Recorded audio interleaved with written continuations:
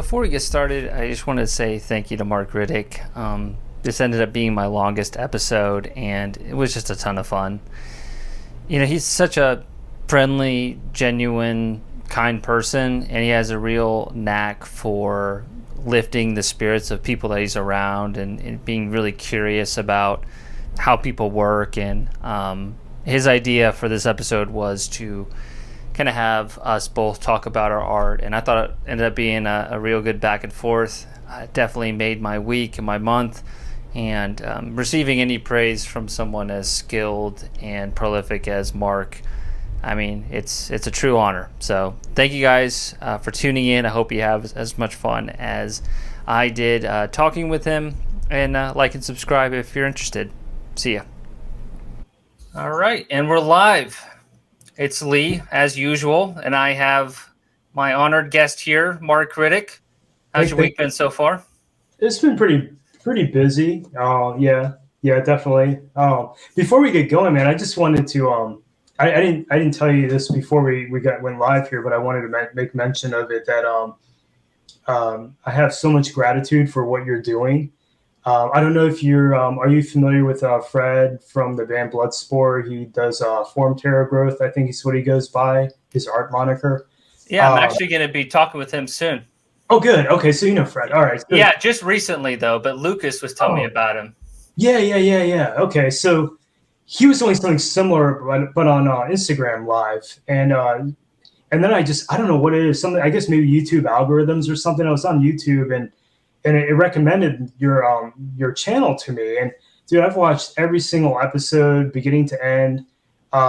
It's such a gift to be able to share this, because I think a lot of folks in the metal community don't see the side of the scene, if you will, or the business of heavy metal music. So I appreciate you shedding some light on it, and also all the artists you've featured, I've either known or have been familiar with their work somehow, even if I didn't know them personally. So it's really cool to be able to learn a little bit more about their process. And every time I watch your guests talk, there's so much I can relate. I can relate to everything every single word that's been said on here. I've had the same experience, or something similar, or just easily could relate to.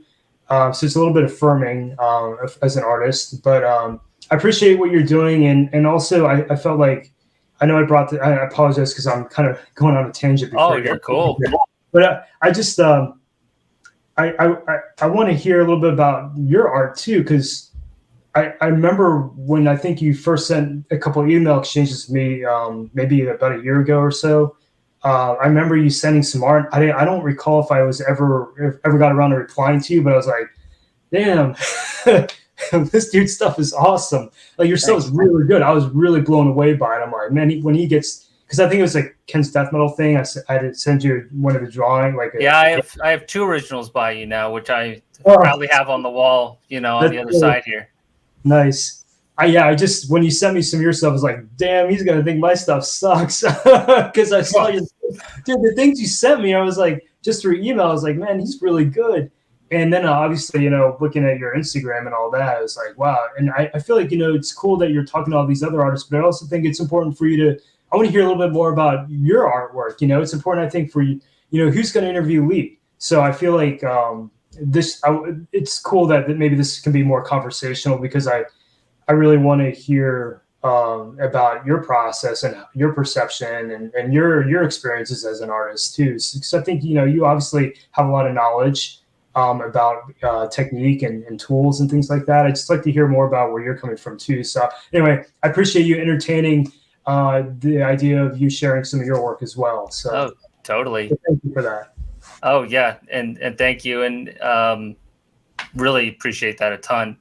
The whole thing with this channel, and what I've found even in the short time I've been doing it, is I'm trying to bridge the gap between art education and just having natural conversation, because sure. I feel like there is that element of like learning each time. And what I've found is the people who seem to be liking the channel the most are are artists themselves, which is really cool. Because I was originally trying to do exactly what you're saying, and that still is the goal as well, of like, hey, visual art, in my opinion, is close to as important as the music. So why not give these people more of a spotlight? But I've also heard similar things just in the short time of like other artists being like, hey, it's kind of nice to hear from other people. And yes, it's affirming, and it's almost creating more of like a community, even though all of us are around the globe. So that's why I've been really, really enjoying it. Even though it's still a small channel, it's been very fulfilling, and I'm grateful for everyone. I mean, I appreciate your sense of inquiry, because I think as artists, we're interested in learning about the world around us and being able to digest it and then express it outward. And you have, I can tell, a very, very keen sense of observation and just a sincere wanting to understand, wanting to learn. Because I mean, that's how you grow, right? You never stop growing. You're always learning, developing as an artist and as a person. So I can see that in you when just by watching your conversations unfold out here on your channel. So I just wanted to send some gratitude your way because I think it's cool what you're doing. Yeah. Well, thank you. And you know what? Now that we've gotten that in, let's give you a bio.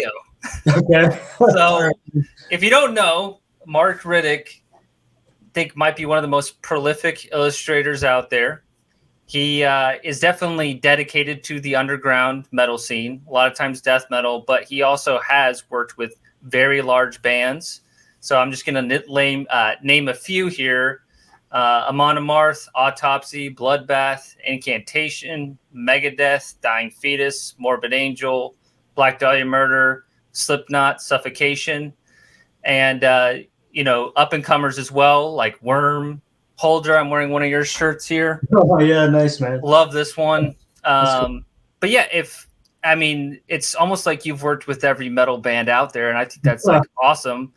Not only that, he actually has had some of his work done by very large pop artists too, which I think is very interesting. Justin Bieber, Rihanna. He's been on, or his work has been on TV shows, Metalocalypse, and then fashion brands. Really big fashion brands.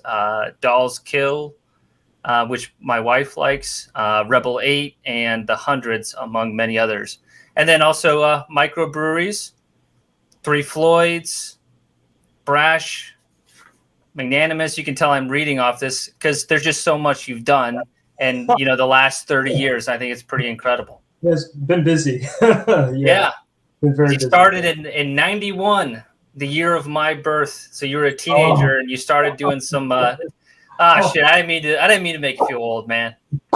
Oh, damn. We're going to talk some generational differences maybe, but apologies for that. Sorry, not sorry, but you've done, you start out with like demo cassette covers and you've really evolved your way up. And I think that's, obviously it's an honor. And I think it's also just a real cool glimpse into what you've been able to create for yourself as an artist. And I mean, as an entrepreneur as well. I mean, I think that's part of it, in the last 30 years, even though we don't see ourselves that way, it takes a little bit of that, to have this kind of longevity. It does take some self-advocacy for sure. And it requires the elimination of self-doubt. You have to live in the here and now, but you also have to be a visionary. You have to have a little bit of foresight on maybe what your goal or accomplishment might be, whether it happens or not. So long as you have that focus in your head and in your mind's eye, so to speak, I think you can see things through to fruition. And there's stuff that's unexpected too, things that might fall in your lap. I find that in my experience after doing this for a couple of decades, I'd have these little milestone moments every year, that I just wouldn't anticipate. They weren't part of my plan. I don't necessarily seek opportunities out per se. They just happen, and I think that's just by virtue of staying focused. And I feel like it's funny to hear you say it in the little bio thing, because I don't really think about it deeply at all. I just do what I do because I'm looking at, well, this is what I got to work on this week. This is what my focus will be this week. I'll get that out to my customer, and then it's on to the next thing that's on my list. I don't always give pause and think, oh, I've been doing this for how long again? But the way you say it, I mean, hopefully that paints a picture for some folks that, maybe who are starting out, to know that there is potential to really grow yourself as an artist, whether you're doing this kind of music scene, art, or something else. There's potential for it. And hopefully my experience helps to demonstrate that a little bit for somebody. But I think, all it takes is just a lot of dedication. And really, I think ultimately the root of where your motivation resides is just in your sheer passion. Yeah. Not even necessarily I'm obviously very passionate about metal. I love metal music, but really I'm passionate about being creative is what it comes down to. I have an urge to create, and it's uncontrollable. It's untamable. So long as it's there and in me or in anybody else who has that sort of sense of motivation, then have at it, Totally. I've always been a proponent of, if you have some kind of skill set, go ahead and exercise it, and share it. That's one of the things that's great about art. It's a form of communication. You can share it. And you can keep it to yourself too. But I think there's a lot more value in sharing. We're a human race. We that's what actually is one of the things that makes us distinctly human, is our appreciation for the arts, right? Yeah. Anyhow, I'm again going on a tangent. That's what this is for. And I think another thing that's kind of cool too that I've discovered in these conversations is everyone has a different story, and no story is the right way. And another thing that I think is helpful for anybody listening who, let's say you're any age, right? But I'm just going to pick arbitrary. Like, let's say you're 33 and you just want to start creating art. It is possible for you to produce professional work within 3 to 4 years, I think, if you are super dedicated. Well, look at, was it Larry? Jerry. Yeah. Jerry. And his work's incredible. And he started at 35. Yeah. I mean, it sounded like he sort of dabbled in it for several years, because he didn't really, he's an economy teacher or something like that. Yeah, he's a professor. Yeah, so this dude is just kind of fiddled with art and doodled on, and probably produced some things in his youth. At 35, decides, I'm going to pick up some wood and just paint on that, and he comes up with these really well executed pieces that are perfect for album covers. Yeah, that's a great point. You can really be any age and have some kind of direction or path to approach. So I think that's a solid point. Yeah. Well, it is kind of like a retrospective type episode, if we're thinking about it. We even framed it up by talking about when you started and everything. And towards the end of this, we are going to be kind of going through, both of our art, but starting in chronological order. So just kind of teeing that up, when did you originally start getting into art, and then also like metal, and or just music in general, did one love come first or about the same time? I think that's a good question. I know you've been asking a lot of your guests this question. I'm actually going to, I hope you don't mind, ask you the same thing as well, because I'd be curious to hear your path too, because it's always fascinating to me to hear where I do see a lot of similarities in the way metalheads kind of discover that genre. Mm-hmm. And it's certainly relatable as well. And I'm sure you probably have kind of a similar story too. I guess for me, art music was probably around the same time.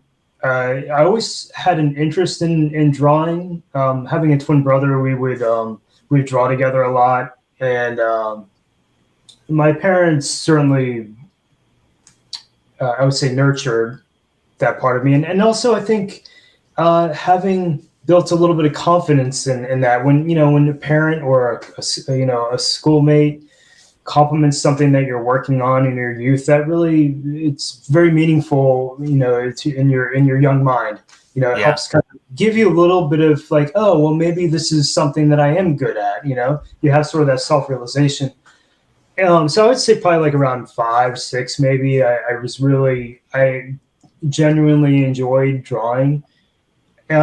Music wise, I would say, you know, my parents listened to a lot of music in the house and while traveling on vacations. So I was exposed to a lot of music, mostly stuff obviously from the 80s when I was growing up. And I still do appreciate some of that today and expose my own kids to that era of music. They seem to enjoy it. I want to say the first cassette I purchased was age 10, was Bon Jovi's "Slippery When Wet." Okay, nice.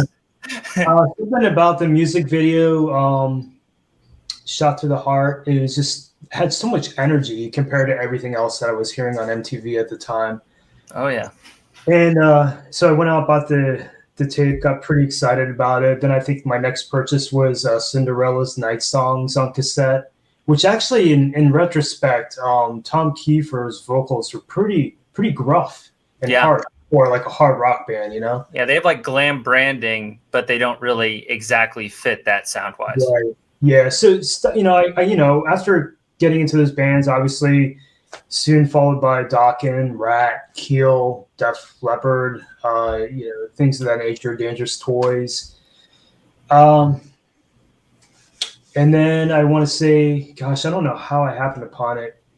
I just started getting into kind of moving directly from that. I know I listened to like Judas Priest Painkiller. I remember having that when I was a kid, listening to that a lot. And then kind of transitioning into like heavier stuff like thrash, like I think I had a neighborhood friend who introduced me to Slayer, and so I started. He was a kid from the Bay Area, so he had some Slayer and turned me on to Slayer. At first, when I first heard, obviously, like it sounded like noise because you know it takes a while for you know to develop an ear for heavier sounds. But yeah, like so you know thrash. I started getting into like Cryptic Slaughter, Violence, Forbidden, Testament, bands like that, and then soon into like Creator, Destruction, Possessed, and then was this when they were releasing those like pivotal albums, or do you think you were maybe just a couple years behind them? No, so like I remember seeing Leprosy. I remember holding Leprosy by Death in my hand at the tape store, and I was like, I was too scared to buy it. You know what I mean? I almost bought it, but I was like, oh man, I don't know I don't know if I'm gonna like it. It might be too heavy or something, too scary or whatever. So I put it back, and I was probably like 12, maybe 11. I can't remember how old I was. Probably 12. Yeah. So it was mostly like the. It was a funny story actually. EJ, the guy who runs Prosthetic Records, I don't know if you're familiar. He once told me that I think he worked at Caroline Records at around the early 90s, late 80s, and he was the one who helped facilitate getting a lot of those death metal albums into tape stores, like through Earache and a couple other labels. You know, nice. So yeah, I thought, oh man, that's interesting because obviously that had an effect on me because then I was able to access those bands at in the tape store or the record store. But yeah, so I was into, death metal by age 14 for sure.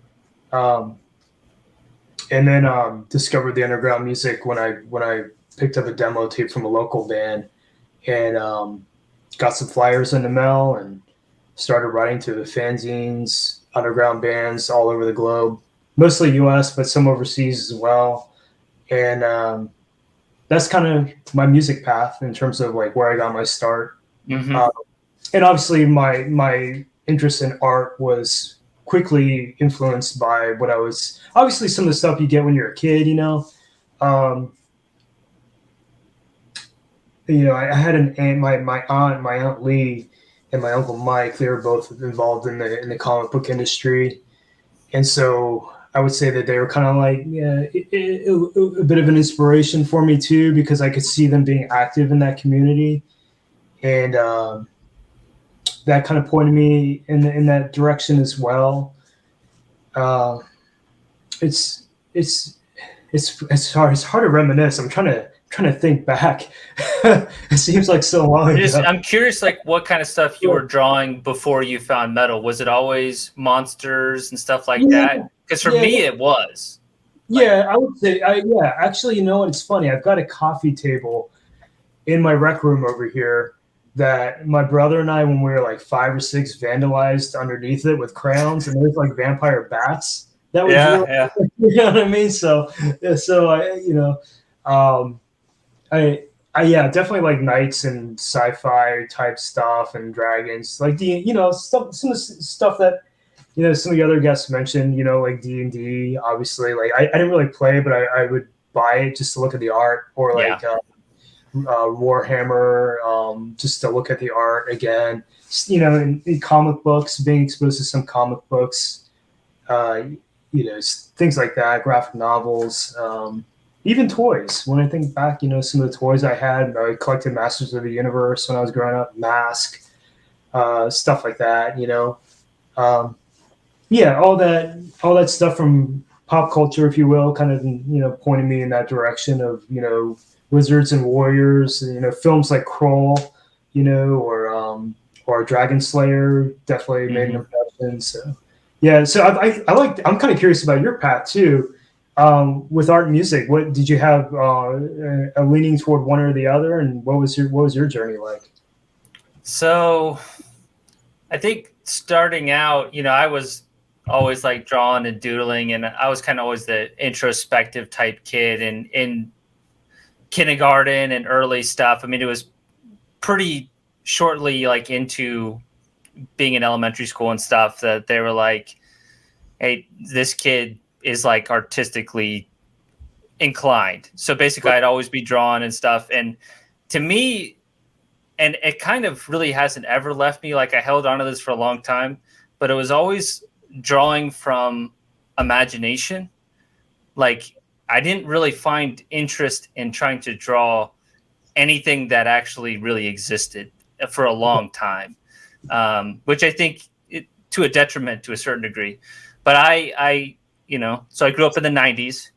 So music I was into just starting out would be like what my parents were listening to. So like Fleetwood Mac, Meatloaf, that cover of Meatloaf definitely captured my interest early, which I don't, who did that? Is that Ken Kelly?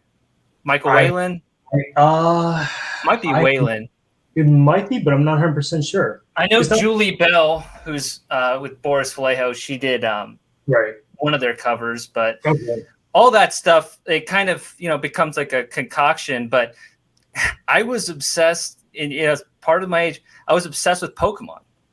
And Pokemon ended up being a form of creating art because there's so much creativity in it, because I saw these 150 Pokemon and I made multiple like composite books of my own Pokemon. So that was like my source of like creativity. It's like, obviously I'm like 5, but like that's like early concept art, Yeah. So I've always been very interested in creating monsters and creatures. Yeah. So that obsession has never left me ever since I was 5. It's just evolved and matured. But music wise, the first thing that really resonated with me, another thing is due to my age, man, and I'm not getting any like underground metal points for this, but when I heard Linkin Park for the first time, that like, that was big for, an 8-year-old me hearing Chester scream for the first time. And Linkin Park is the perfect gateway band for a 90s kid, because from there, then it goes to Slipknot, then Slipknot goes to Cradle of Filth goes to Dimmu Borgir, and then you're fully in. That's where extreme metal, completely took off. Morbid Angel. I even heard Demolic at a really early age, and I thought that was really cool. So like, it's funny how the gateway, worked for me, but for people who are around, I'd say under 36 and between like 28 and 36, I think a lot of people had a similar experience to me. That's really cool, dude. It's funny you mentioned that. Two things came to mind while listening to your story. Demolic, the first time I heard them was on an underground compilation I purchased. And I think it was the first comp I ever picked up. And Demolic was on it. But Dissection was on it. My Dying Bride was on it. All these old school ass bands. So many different sounds too. Yeah, and before this is when they were cutting demos, before anything came out really. But I did buy their My Dying Bride demo just by hearing that track on there. But yeah, that was my first time hearing them. But it's funny you mentioned the thing about Pokemon. I don't know anything about Pokemon because that's generationally it's not. Yeah, totally. I was too old to understand what that. It was beyond me at that point. But my brother and I, we used to do similar to what you're describing, where we would create our own bio cards and essentially I remember we just had this giant book of our own Transformers that we created or made up, similar type of thing. The stats and the drawing. And I remember we even somehow fashioned, this is out of pure boredom one summer when we were at our family cottage in Minnesota. We fashioned these Transformers out of paper where we drew them so that they look like a robot, but then we cut and folded them in such a way that they would fold into like a car or, an airplane or whatever. So they had this sort of dual, it still had that transition, mixed with art, mixed with crafts. You're like engineering it. Yeah, kind of. Yeah, it's kind of weird when I think about it. It's like, damn, what was wrong with me? Why was I doing that as a 7 or 8 year old? Why? But now when I look back, it's like that's just part of the creative path, being able to problem solve, right? Because essentially, you're an artist too. That's part of what we do. We problem solve, right? You're given a problem and you got to figure it out with a pen, or paint brush or whatever whatever you're using. But that's interesting. That's kind of funny to hear your story. And I would never have guessed Slipknot to Cradle of Filth. I would never have guessed that. But I guess it kind of makes sense because Cradle of Filth was pretty accessible, back even in the 90s. So sure. Okay. It's just what, in the really until I think the 2020s, there was a monoculture of sorts. And that was kind of just the track, because right. I'm the kid who there was a Hot Topic generation, that was what was in the malls. And you look there and, Slipknot was bigger. And then the thing that was just a little darker and a little edgier and, caught your interest as a young teenager would be something like that. And I heard, and I still stand by it. I mean, I'm a fan. I'm not a giant fan, but I'm nostalgic for it. Yeah, but sure. There are some of the early stuff I think holds up pretty well. And you talking about Cradle of Filth or? Yeah. I think some of it's pretty hard. I think I just had the second one. I can't remember, first or second album. I think that's the only thing I have by them actually. Yeah, I can't remember. It's a green, a greenish cover. Dusk in Her Embrace, I think. That's it. That's the one I have. Yeah.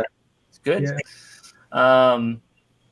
But yeah, that's basically my story. And then for a while, then I got more into prog rock, really really deep there, and then kind of got back into I never lost my love for metal. It's just I went through periods. You're a drummer, right? You play drums? Yeah, exactly. Yeah. Was that why prog interests you because of the drum playing? Yeah. Do you play kind of like that style, or do you play in a band or something? Or I currently do not. I did. I another thing that's gonna make me lose metal credit. I played in a jam band, man. Oh, okay. Yeah, right. Not So Far as Fish, but kind of like Humphreys McGee in a way, which is a progressive-minded jam band. But what I think I'm going to go on a slight tangent, but please, I think would be pretty cool and untapped is somebody who has a jam band improvisational mindset, but then plays something that's black metal, like Orancy Pazuzu, because I think they do a bit of that where it's I haven't listened to them in a long time. Okay. But there's something to enjoy about not knowing where a song's going to go. Whereas I feel metal is so much we're going to perform the song and we're going to kill it. We're going to perform exactly that song. I feel like there's potential for a band to take that vision and try something new. I like that. I mean, I think that just speaks to, metal's not dead. There's so much still to be heard and discovered. That's why, I mean, like you and I, we're still buying new stuff, right? Oh, yeah. We've been in this music for a while, but we're still buying new stuff because there's still really good new stuff coming out, new classics being born, if you will. But I think that's a good point. I do always appreciate a band that is willing to experiment a little bit, push the envelope. And you're right. I don't know that I can't, nothing comes to mind based on what you just described. I can't think of anything. But it's fascinating. I don't have a ton of prog stuff, but I'm trying to think. Have you heard of Comus? Are you familiar with Comus? From the 70s, I think. They're like really there's like this twisted figure on one of the covers, right? Yeah, like a gorilla. Yeah, I can't remember what it's called, but yeah. So you know what I'm talking about. So I've got a little bit of weirdo prog stuff in my That sounds real weird. Ars Nova from Japan is probably, if you're talking prog, I'd say probably one of my favorites. I like Crystal Phoenix from Japan. I don't know if you're familiar with these. They're No, not those last two. Ars Nova is very much like synth and drums and bass. It's really cool stuff. But I mean, I like some like prog metal too. I've got some of that in my collection. Definitely more of a death metal head, but every once in a while I'm in the mood for some prog. I'm cool with that. King Crimson, I feel like is the perfect prog band for metalheads. I haven't heard anything by them aside from the Metallica covers, right?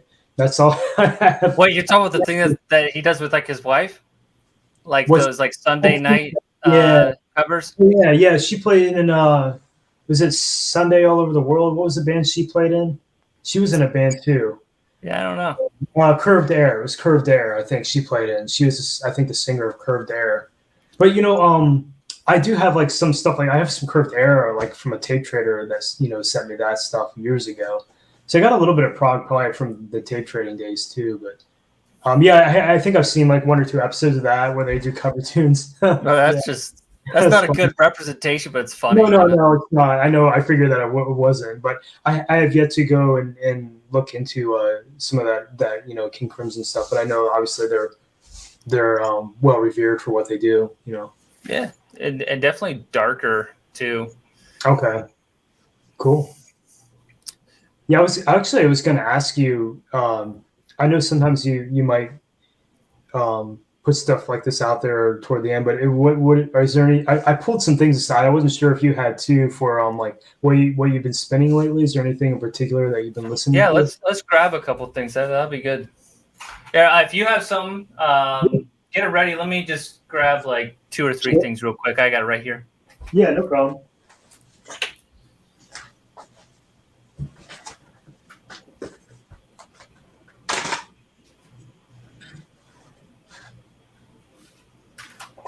I only pulled a few things aside because I didn't want to inundate with this stuff because I'll go on tangents, So I just pulled a few things.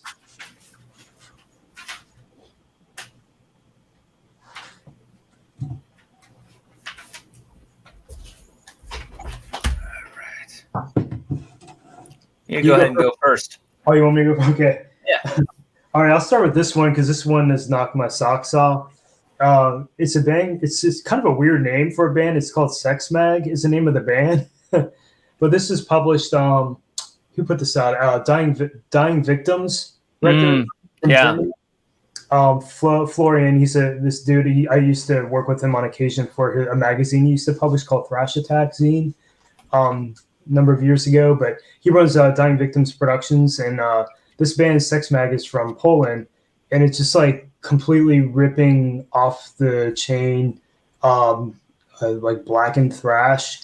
It's kind of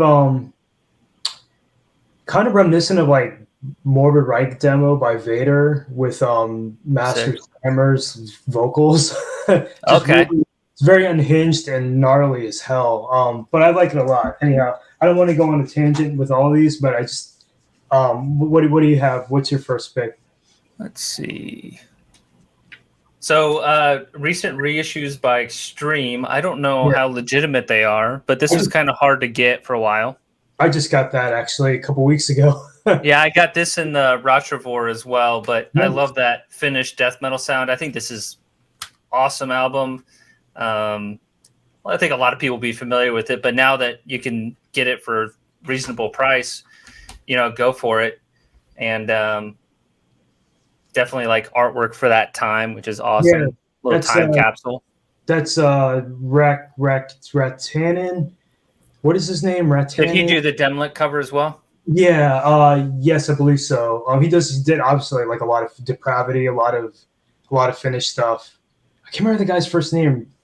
I want to say it's like Ratanin is his last name or something. I can never remember the dude's name, but his stuff. I remember his stuff from the underground scene back in the '90s, man. Even like his pen and ink stuff. Um, but I yeah, I love how just creative it is. Like the mummified kind of figure here, like such a unique choice. yeah, for sure. Yeah, I heard a Dremelick on Repulse Records, which is the predecessor, I believe, to Extreme Music. It's kind of like when Dave Rotten he had finished up Drown Productions and then changed the Okay. name to Repulse Records and then to Extreme Music, I believe. Um, yeah, Repulse Records. I had a comp CD, and the Adrenaline track was probably one of my favorite tracks on the comp. But I was never able to get a hold of any of the releases, and I saw that same thing that you just picked up. I was like, dude, I got to grab that. So I picked it up, and I think it arrived about a month ago or so. So I've been spinning that on occasion too. Next one I'm going to pop up here is this is a Transylvanian recordings band called False Figure. It's not metal. It's more like dark wave, death rock, post punk type stuff. And I don't know if you're into any of that Yeah, sound. totally. This is like kind of like I don't know if you heard a band called Skeleton Hands. Kind of reminds me of them a little bit. Maybe a little bit of horror, Vakui. Um, it's really good. Like every song is spectacular on it. Really good songwriting on this album. But this is on been in heavy rotation on my side as well.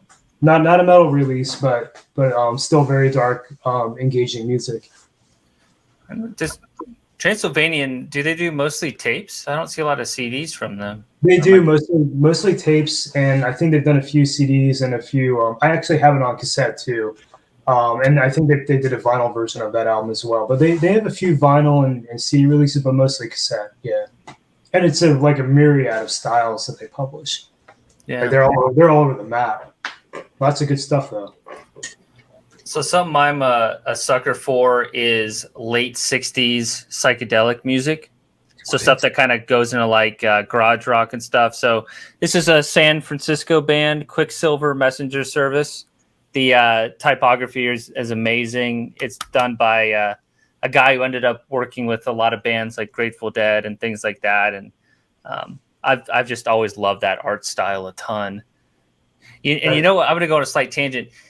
You know who I think blends like metal imagery with this kind of stuff really well is Karmazid.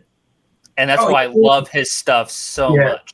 Oh, dude, his stuff's awesome. He's got a very distinct style. Oh, he's one of my favorites, man. His paintings are cool too, but man, his pen and ink work is just it's very unique. It's almost kind of like I don't know if you're familiar with like the pre-Raphaelites or like an artist, maybe one of the it's Art Nouveau, Yeah. Aubrey Beardsley, just sort of, or maybe Morris. What is the guy's first name? Well, Durer, I know. Sure, familiar with that. His stuff it's got like an ornate edge to it. I could see it working for black metal, it could work for prog, it could work for so many different styles. Death metal. I mean, the dude's got a really unique vision. I like his stuff too. Yeah. You got to get him on here, man. So I have talked with him. Okay. I mean, super friendly guy. Yeah. And I'm sure he's not going to take anything. Basically, we were like messaging back and forth. Super friendly guy. But he told me his English isn't that great. He didn't want to do a video interview, basically. So I was like, hey, totally get it, man. Yeah. But really friendly dude. Cool. But yeah, if you like, late 60s psychedelic music, what I love about it is just like how death metal coming in the late 80s was a completely new and fresh sound. That same energy came from, places like San Francisco at this time. Yeah. With the, LSD and all that stuff, it really was changing how people perceived music. And hearing that before it got corrupted by, life, because I feel like it's idealized music, it's kind of a beautiful thing. So I've always loved that time period because it's kind of romantic in that way. This Quicksilver, do they have a keyboard player too, or a Moog player or something like that? I think they have a keyboard player. I think it's more organ, kind of more like the Doors, if I recall right. Sure. Okay. That's cool. I do like the typography. It was probably, I shouldn't even say typography. It's probably hand lettering, Yeah. No, yeah. Good point. Cool. And it even kind of reminiscent of metal logos in some ways, Mm-hmm. Very cool. Good pick. Interesting. That's like something I don't think people would be aware of unless you showed it on here, metal, at least for metalheads. This is another one, another Dying Victims release, Tress Torn. I've heard good things about that. Yeah, the cover art's really cool too. I apologize because I can't remember who the artist is. It kind of looks like Raul Gonzalez, but it's not. It's somebody else because I remember checking. But I think these dudes are Chilean, if I'm correct. Mm-hmm. But it's good, kind of unpolished thrash, sort of reminiscent of Nuclear Assault or Evil Dead, or even like Mexico Strike Master. It's kind of along those lines, but you hear a lot of influences from like all over the place, including bands like Exodus or Sepultura. It's just kind of a fun record. It's good. It's good from beginning to end. It's a really solid release. Do you find it to be a little less like unhinged than that first album you were showing? Yeah. It's a little more like tight. It's just different stylistically. Mm-hmm. It's not as dirty sounding. It's definitely like a little bit raw, but there's clarity in it for sure. It definitely has sort of like, do you know Ripper? Have you heard of the band Ripper from yeah, they're Chilean or Venezuelan, right?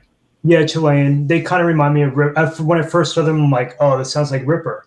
Because they have like a cool little bass solo thing, and their bass player in Ripper is phenomenal. It's kind of along those lines too. You kind of get that Chilean vibe, I guess, to it. Whereas the other stuff sounds more like Eastern European, especially because I think all the lyrics are in Polish. So You got sort of like that, I don't know, something about it, just very distinct. The other one just like super unhinged, man. The Sex Mag is just like just pure. It kind of reminds me of another Polish band called Aggressor. Or Tormentor maybe. It's just really, really just fast and vicious. Anyway. It kind of reminds me a little bit of this bad boy that just came out. Oh man, I need to get that still. Yeah, dude, it's really, really good. I think it's a 2-piece Profound Lore. So it's the Spirit Possession second album. It's, very disorienting, pretty high on like the vocal effects, but there's a lot to reap. There's a ton of really crazy guitar riffs. I think the guitar is probably the spotlight here. Yeah. But it's a ton of fun. There's definitely like a balance of darkness, fun. I wouldn't call it thrash. I wouldn't call it black metal. It's definitely in the middle there, but it's forward thinking and definitely busy, but in a good way. Yeah, I need to get that. I have their last album and their demo tape. I have their demo also. Both of them are quite good and similar to what you described, but I think the new one that you just showed might be more of how do you say them, like serpentine kind of riffs where they're just like kind of like not your typical 4 count. It's just like, let me add a little something to the end that's going to ruin you, I think it's one of the guys from Ulthar, if I remember correctly. I could totally hear that. And I think you're absolutely right. I was listening to the guys from Thralls of Metal talking about the album, and they mentioned Ulthar. Because, they're in that, Pacific Northwest or maybe even Oakland, California kind of area. I don't remember exactly, but I know they're not East Coast. Yeah, it's like black thrash inside of a cavern. Oh, yeah. definitely. with really crazy riffs. Dude, I've been meaning to pick that up because I always want something that is forward thinking but still very listenable, and I feel like that band is that. That's thanks for bringing that one up. It's actually a good reminder to me because I keep meaning to grab that one. I keep forgetting about it. Well, you can get Profound Lore releases pretty cheap too because of the exchange rate between Canada and US. Oh, okay. Like on Bandcamp, because they'll basically charge it like $11 or $12 Canadian. So then with shipping and everything, you can get this like for like $11 US. So it's really nice. Yeah, I need it. I haven't ordered from Profound Lore in a while. I need to check out, see what there might be some other things I missed as well. So I'll have to. I think the last thing I picked up from them was maybe Suffering Hour. Their last release. Yeah, got the surf riffs on like black metal sound kind of. Oh yeah, dude, I love that. I love that band. The last one I was going to share. I haven't even really listened to it yet, but it came in the mail. It's Nuevo Testamento. It's like I don't know how to describe it. It's sort of like post-punk, but it's also kind of poppy, like 80s pop. Okay. Italian trio. And they play in members of like some other, I think one of them plays in Horror Vacui or like some death rock bands or something like that. I loved their album before this, and I had to pick this up. I just haven't given it a proper spin yet, but I've been meaning to check it out. Kind of reminds me a little bit of 80s era Madonna too. So I'm kind of looking forward to getting in the weeds on that one. But I just thought I'd pull that one out. It's not metal also, but it's still kind of intriguing. That makes me think. There's one. Let me see if I can find it real quick. Because if you have that like nostalgia for like 80s, pop, there's this artist that I think you really like that nobody in metal is talking about. 1 second. Let me see if I can find it. Sure.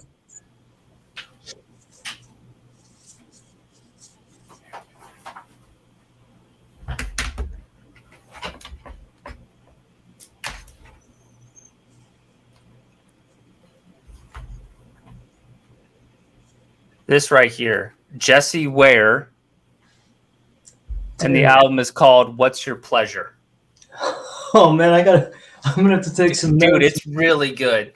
It's so every once in a while I'll like, especially the year-end list, I'll listen to like what Anthony Fantano put out, and this was like his number one in like 2020 or something like that. And if it's something's in the top 10 for him, I'll usually take a listen just because I like to get exposed to new sounds. He's pretty on top of it. Yeah. But yeah, this is very well arranged 80s pop influenced contemporary music. Extremely good singer. There's no pretension to it. Yeah. She's got a natural beauty to her, but she's not like trying to sell it so much that it feels inauthentic. It's really, really strong. What label put it out? Do you know? Just out of curiosity. Virgin. So it's a major. Oh, okay. All right. Dude, that's crazy. I'll have to look that up. That might hit the right chord for me. Yeah, I mean it sounds like we're kind of similar in the fact that like we love metal, but we like to balance it out with other stuff.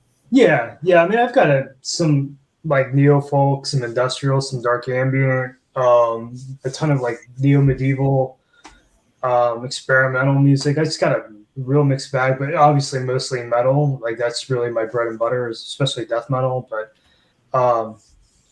especially if I'm in the van hauling my kids around, I'll put something on that's more palatable. I'm not going to expose them to like Nocturnus or 200 stab wounds or something like that. Yeah. Whatever.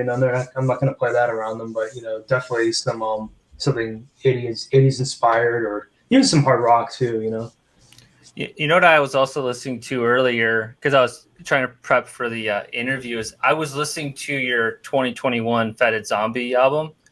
Dude, it's really freaking good, man. Oh, thanks. No, it's like I think it's better than your past stuff by quite a bit. Like I spent a lot more time on that one, and it's definitely a little bit more of just a different direction musically than some of the other stuff I've worked on. Actually, kind of leaning more toward that, but really, I haven't done any much recording at all. in the last year or two. So I won't record unless the inspiration hits. I've got like an EP coming out, but that's just more like bare bones death metal. It's not as innovative or like different as the last one, but I'd like to revisit some of those themes, and then whatever I do next, it's just I'm waiting for the inspiration to hit. It hasn't hit me yet, so I'm not going to force it. You know what I mean? When it comes, it comes. So. You have like these really cool keyboard passages, and then there's like the black metal like streaks every once in a while that's like really on point, and it like has a nice juxtaposition. Like I was very pleasantly impressed with how good it was, and how different it was too. I can't really put a finger on exactly like there's no band that you're aping in my opinion, because there's like dungeon synths with like death metal sometimes. It's cool. Yeah, it's basically death metal at its core. I mean, the project's always been death metal at its core, but I would say the last one had definitely more like traditional heavy metal influence, and maybe a little bit of Greek black metal influence here and there. You know, it wouldn't be possible though without all the guest musicians, because I mean, I just do the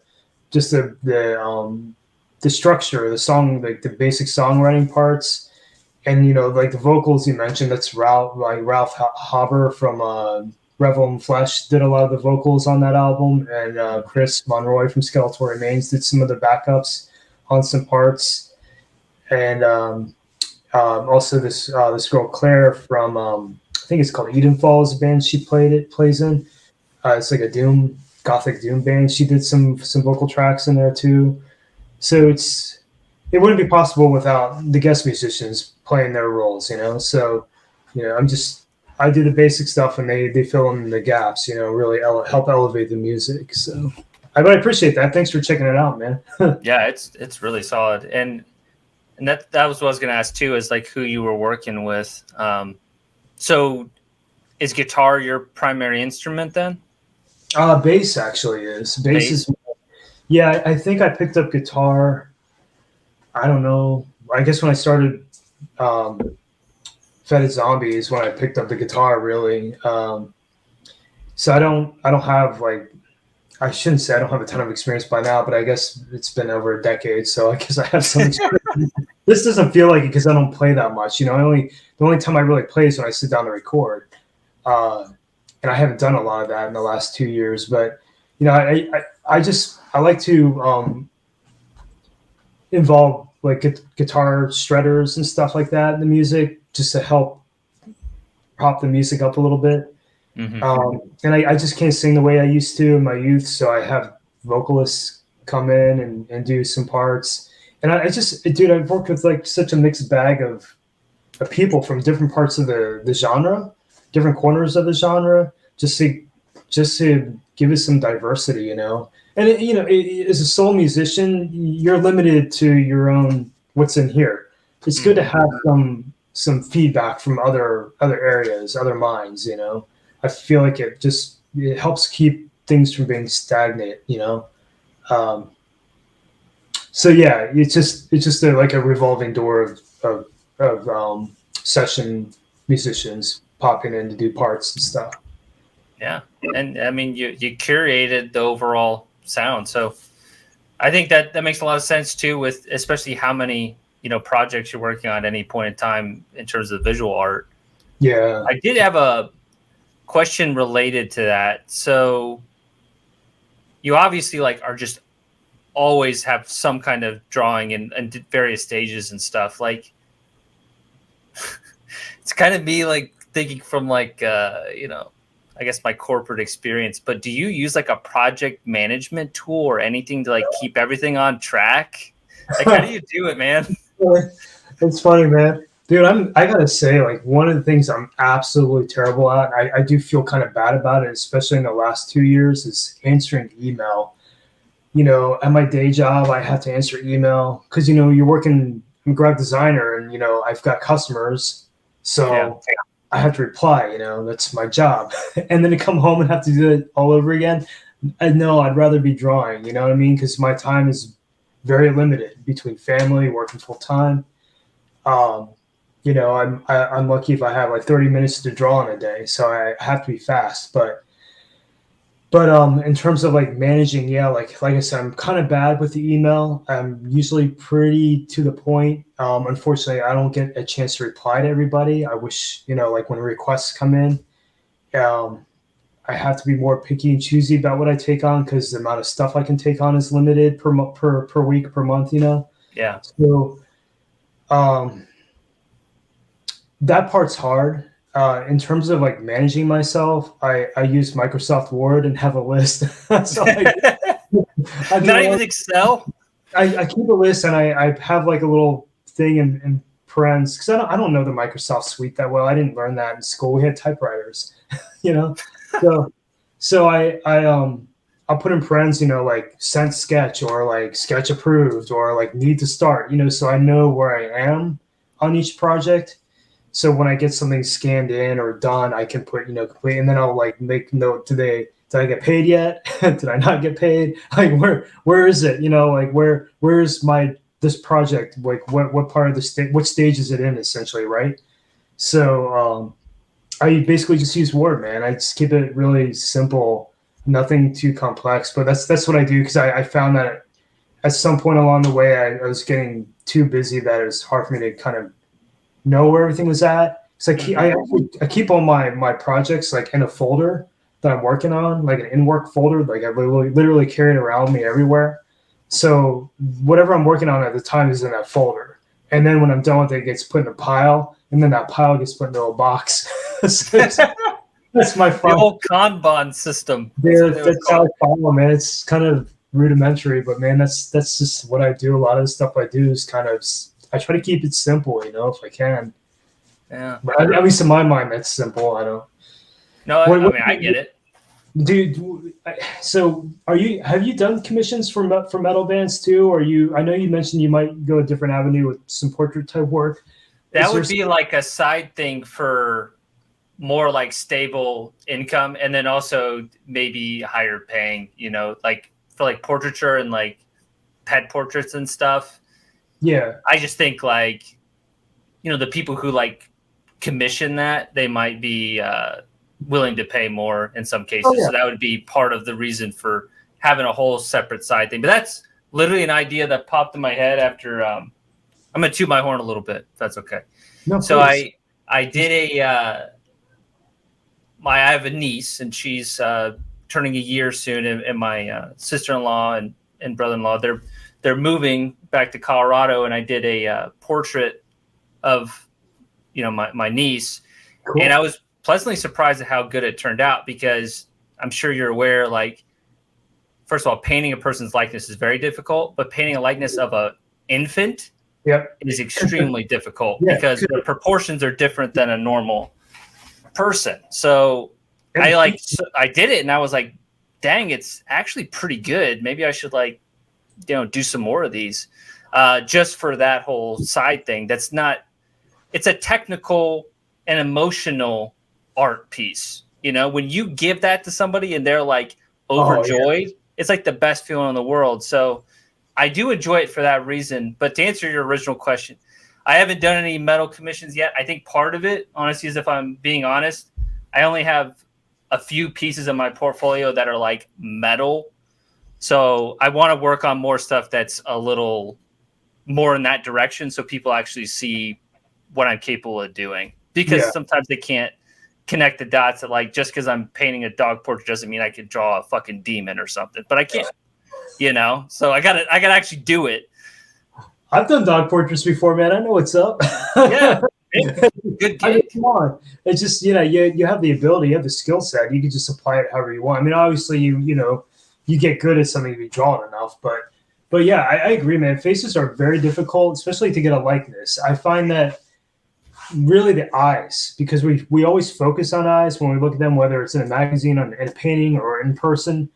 That's where our eyes go. This is somebody else's eyes. And if you can get the eyes correct or close to their likeness, I feel like that's a massive achievement. And there's so many things to look at. And now you've got the was it the sclera, like the whites of the eyes, how much you're seeing, and And they're not a true white. They're not paper white. If you're doing, that. Yeah, I mean, and it also depends on what if you have a reference, what's the lighting, Mm-hmm. But there's so many details that the corners of the eyes, the canthus, medial, lateral canthus, and the eyelid, the shape of the eyelid, and the brow ridge, and all that. I mean, and you're dealing with like kids who don't have prominent features. They have very soft features that aren't developed quite yet. So it's harder to get a definition because there's not a lot of detail you can put in. It's not even necessary because their faces are so soft, and it's just, yeah, that's tough, man. That's a tough one, but it's got to be a rewarding feeling when you capture a likeness of somebody, with what we're using, like watercolor or gouache or something like that.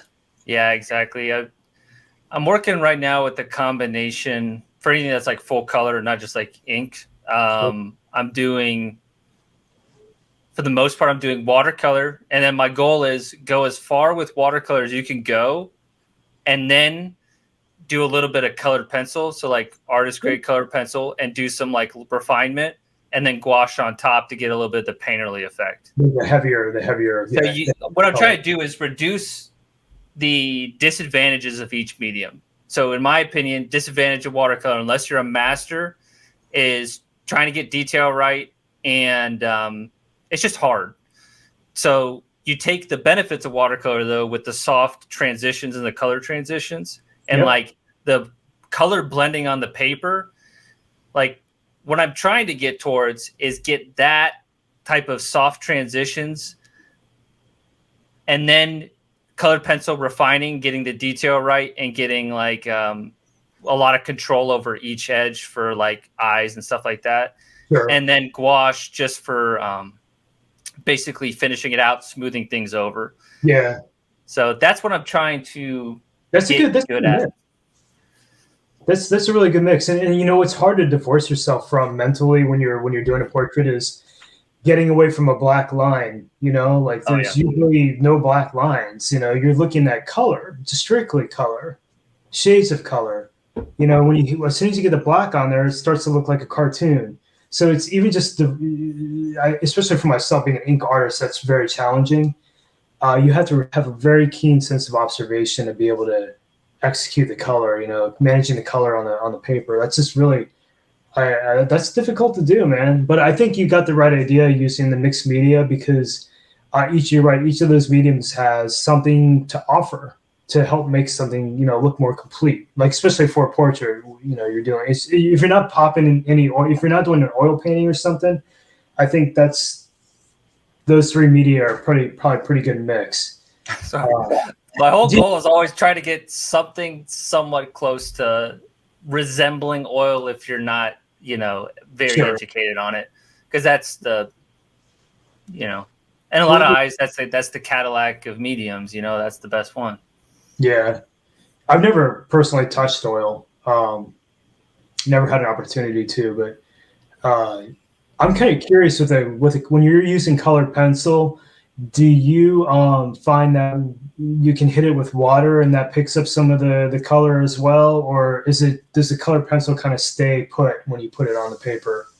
Does it react to the water at all if you put water down on it? Not really, because it makes like a waxy surface. That's why I do the watercolor as far as it'll go, because once the colored pencil is on there, you're not messing with that underpainting piece of it.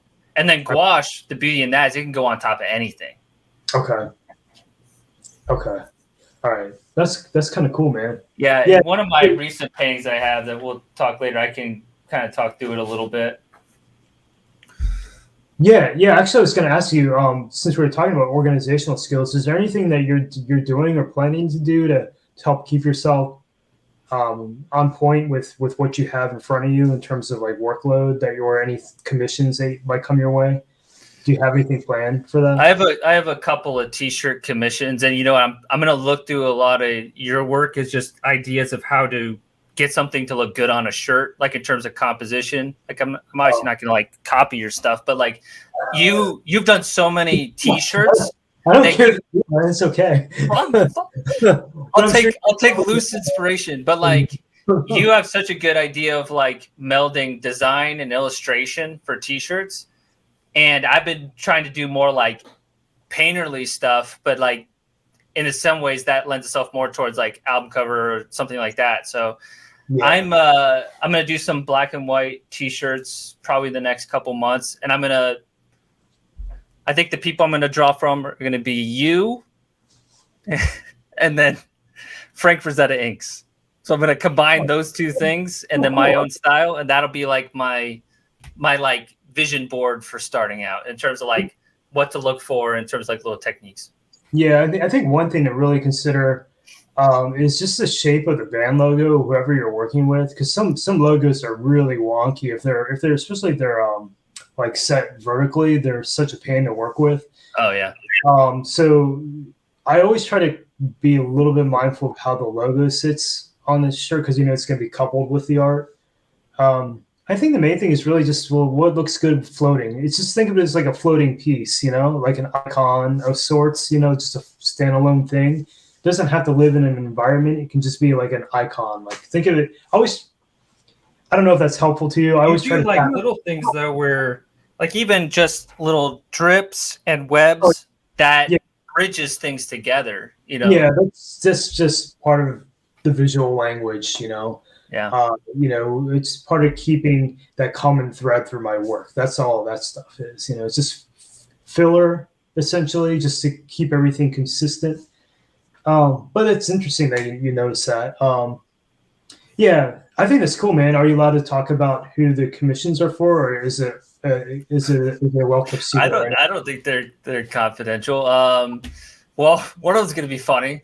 So I'm following in your footsteps for a heavy metallurgy shirt. So I literally have to follow your fucking awesome dragon illustration with something. So thanks for that. No, man, that's cool. Yeah. Marty. Yeah. Yeah. Marty and Alan. Those those guys are awesome, dude. Oh yeah, they're great. Did they just host you about a week or two ago or something like that? Yeah, it was a blast. Okay, I need to check that out. I caught it for like a few minutes, but then I got distracted by something. I had to leave my iPad. Anyway, I didn't get a chance to watch it all, but I'll have to revisit that. But that's cool, man. That's a good outlet. Yeah, so I'll do that, and then another YouTuber, Gas Mask and Hand Grenades. He's in the same kind of scene. I'll be doing really cool guy. His name's Jeff. I'll be doing a T-shirt for him, and maybe those will kind of open some doors. And I told you like my background for like my day job is a little more business oriented, so I also have no problem with if I like a band, doing a polite and respectful pitch just to see if they're interested as well, just to get my work out there and start going. I know what spamming is, and I will definitely avoid that, but I have no qualms with reaching out to people and trying to make things happen. No, that's good. That's some of the stuff I did really early on too. It's funny when you think about how much of the illustration, like what we're doing, this business line, if you will, is just networking. It's just knowing people, or eventually knowing people, or work. And sometimes when you look at some of the bigger or higher tier bands, you're working sometimes with a concert promoter or a merchandise company or a band manager. But there's still connections. It just your network becomes very broad the more. And this is how you start. I mean, I started doing it with snail mail, and writing the bands and doing stuff for free just to get published, Yeah, because totally. That's part of the goal, right? Is to get your work visible in front of people so that you can eventually get commissions or have some kind of creative outlet, and just volunteering your creativity, volunteering some of your time. And I mean, even now, like I'll do favors for people on occasion, like people I'm cool with for whatever reason, it's just small favors here and there. And it's just part of the fun, being able to like draw for somebody you generally are friends with, or like that, who a band that you like, or, it's part of, I think the joy of this process is just being able to to see your artwork associated with maybe a band that you've always enjoyed, or even a new or old. It doesn't matter, you know. Yeah. I mean, I get equally stoked if a new band that I love reaches out. You know, it's fun. One of the questions I had too is a little related. Is like, what is the difference between working with like a Megadeth or Lamb of God versus like an underground metal band? Like, are you working with art directors or with the fashion brands? Like, is it a different experience? Yeah, it is. I don't fully understand how some of it works because it's a little bit beyond me. But I'll give you an example. Like with an underground band, obviously you're usually just working with one of the band members, whoever is in charge of like answering the email for the band. And dude, that's honestly like my preference because it's super straightforward and simple communication. You know, Yeah. just has to be a brief email. You know, it's email exchange and that's that. You know, it's really streamlined. Like Megadeth, for example, I worked through what's it called? Global Merchandising, I believe is the name of the company. They're like a big. I guess they represent different artists, like mainstream artists, and help get their merch out to stores or ready for concert tours. Mm-hmm. We're probably dealing with printing like hundreds of thousands of product, you know, for these bands who are touring the world, you know.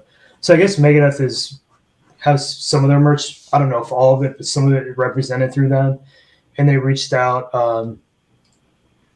and you know I provided sketches, and you know I'll get feedback, and it's just like any other email exchange, except I'm working through global merchandising. But in this case, like Dave Mustaine actually looks at the sketches and reviews them and provides some feedback too, which I was kind of surprised by that, but I was very happy to hear that like he still cares. You know, Yeah, at this point, he cares about how their visuals look to some degree. You know, that enough to where he's looking at it to say yay or nay.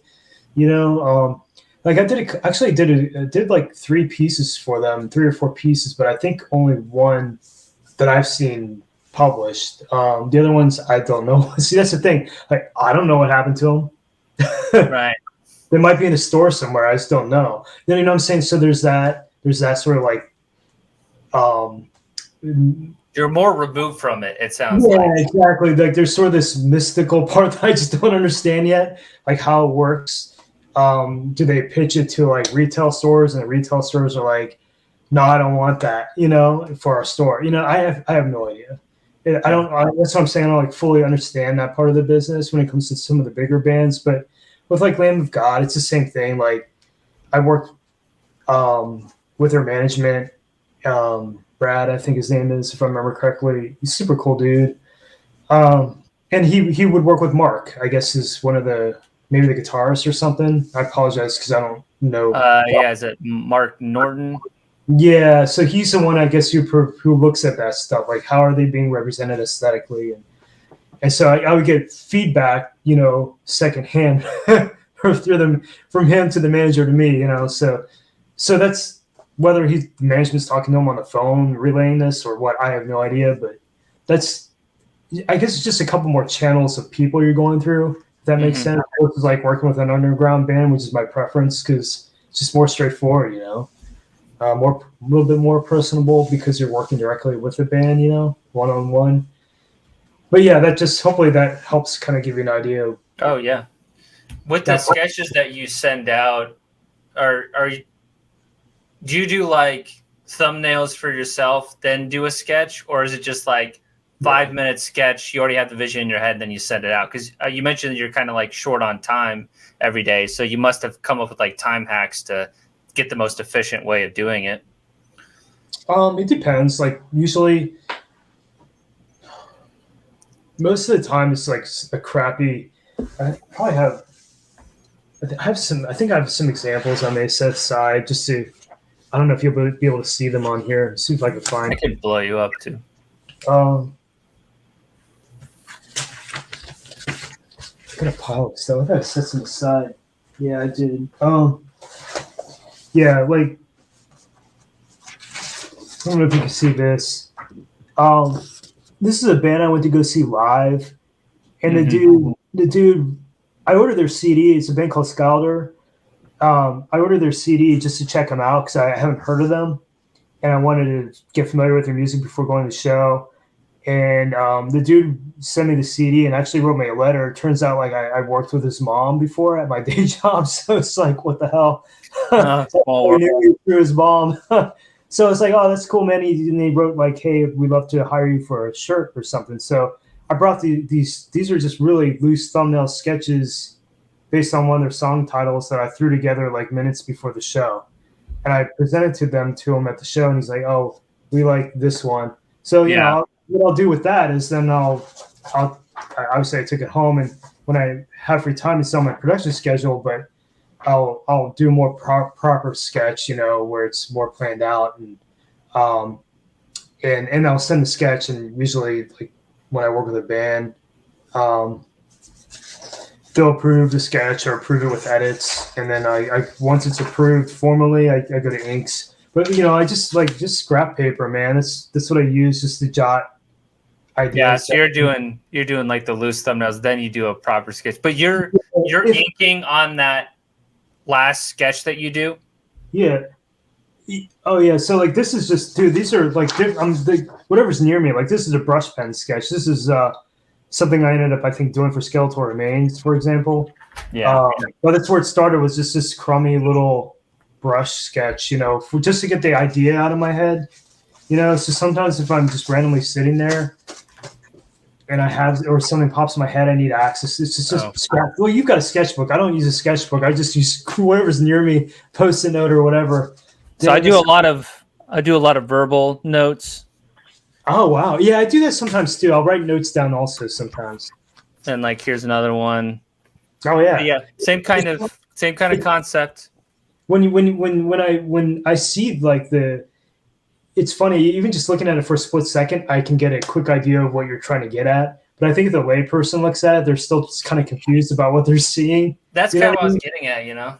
But you have in your head like what gets filled in where. You already have that in your mind's eye, so it's easier to execute it when you get your sketch going. But yeah, it's just a similar process. If an idea hits, you just put it down on whatever's conveniently located near you, and then you take it home and just kind of work through the kinks on it. I always try to I feel like the sketch is the hardest part because I feel like you want to get it right, because it does take time. I feel like the sketch it's almost like drawing the thing twice, when you think about it. Because my old sketches used to be really loose and nondescript, whereas now I try to put a little bit more detail into them, make them a little bit more descript. And it takes time, but I want to make sure that it's right. So I want to say like 95% of the time, usually the sketch is good to go. Like I get the approval and we're good to go. And so I'm really dependent on that sketch, for it to be right. So I will spend a little bit of time on it. But after that, it's just inks, just putting ink on paper. What do you do with yours? Do you do something similar? Like once you have a thumbnail idea, you just put like whatever your main piece is going to be on, and start sketching that out, mapping out what you want. So here, I'll show you. So part of it too is all these things are pretty much personal work, so I don't have to do approval. So whatever's in my head, I just have to know where I'm at. That's what I do. So Scorpion Succubus, that picture I'll show you later. This is the original thumbnail for it. Yeah, man, that's awesome, dude. See, I love it, dude. I love it. This is the thing I try to teach my daughter when I would sit down and sketch with her, is loosen up, and that's what, like, that sketch that you just shared. I mean, for some people, it's going to look like an absolute blob, but you're able to understand what pieces what you're seeing. You're creating forms, right? And in your mind, you're filling in all the gaps where everything's supposed to reside on that piece. And if it doesn't if I can't determine where everything is in the thumbnail, then when I try to go bigger, it's just going to have some kind of compositional error. So I think it is important to figure out some of that stuff before finding reference or making reference. That's another thing that I do a lot, is I'll just take pictures of myself for reference, Sure.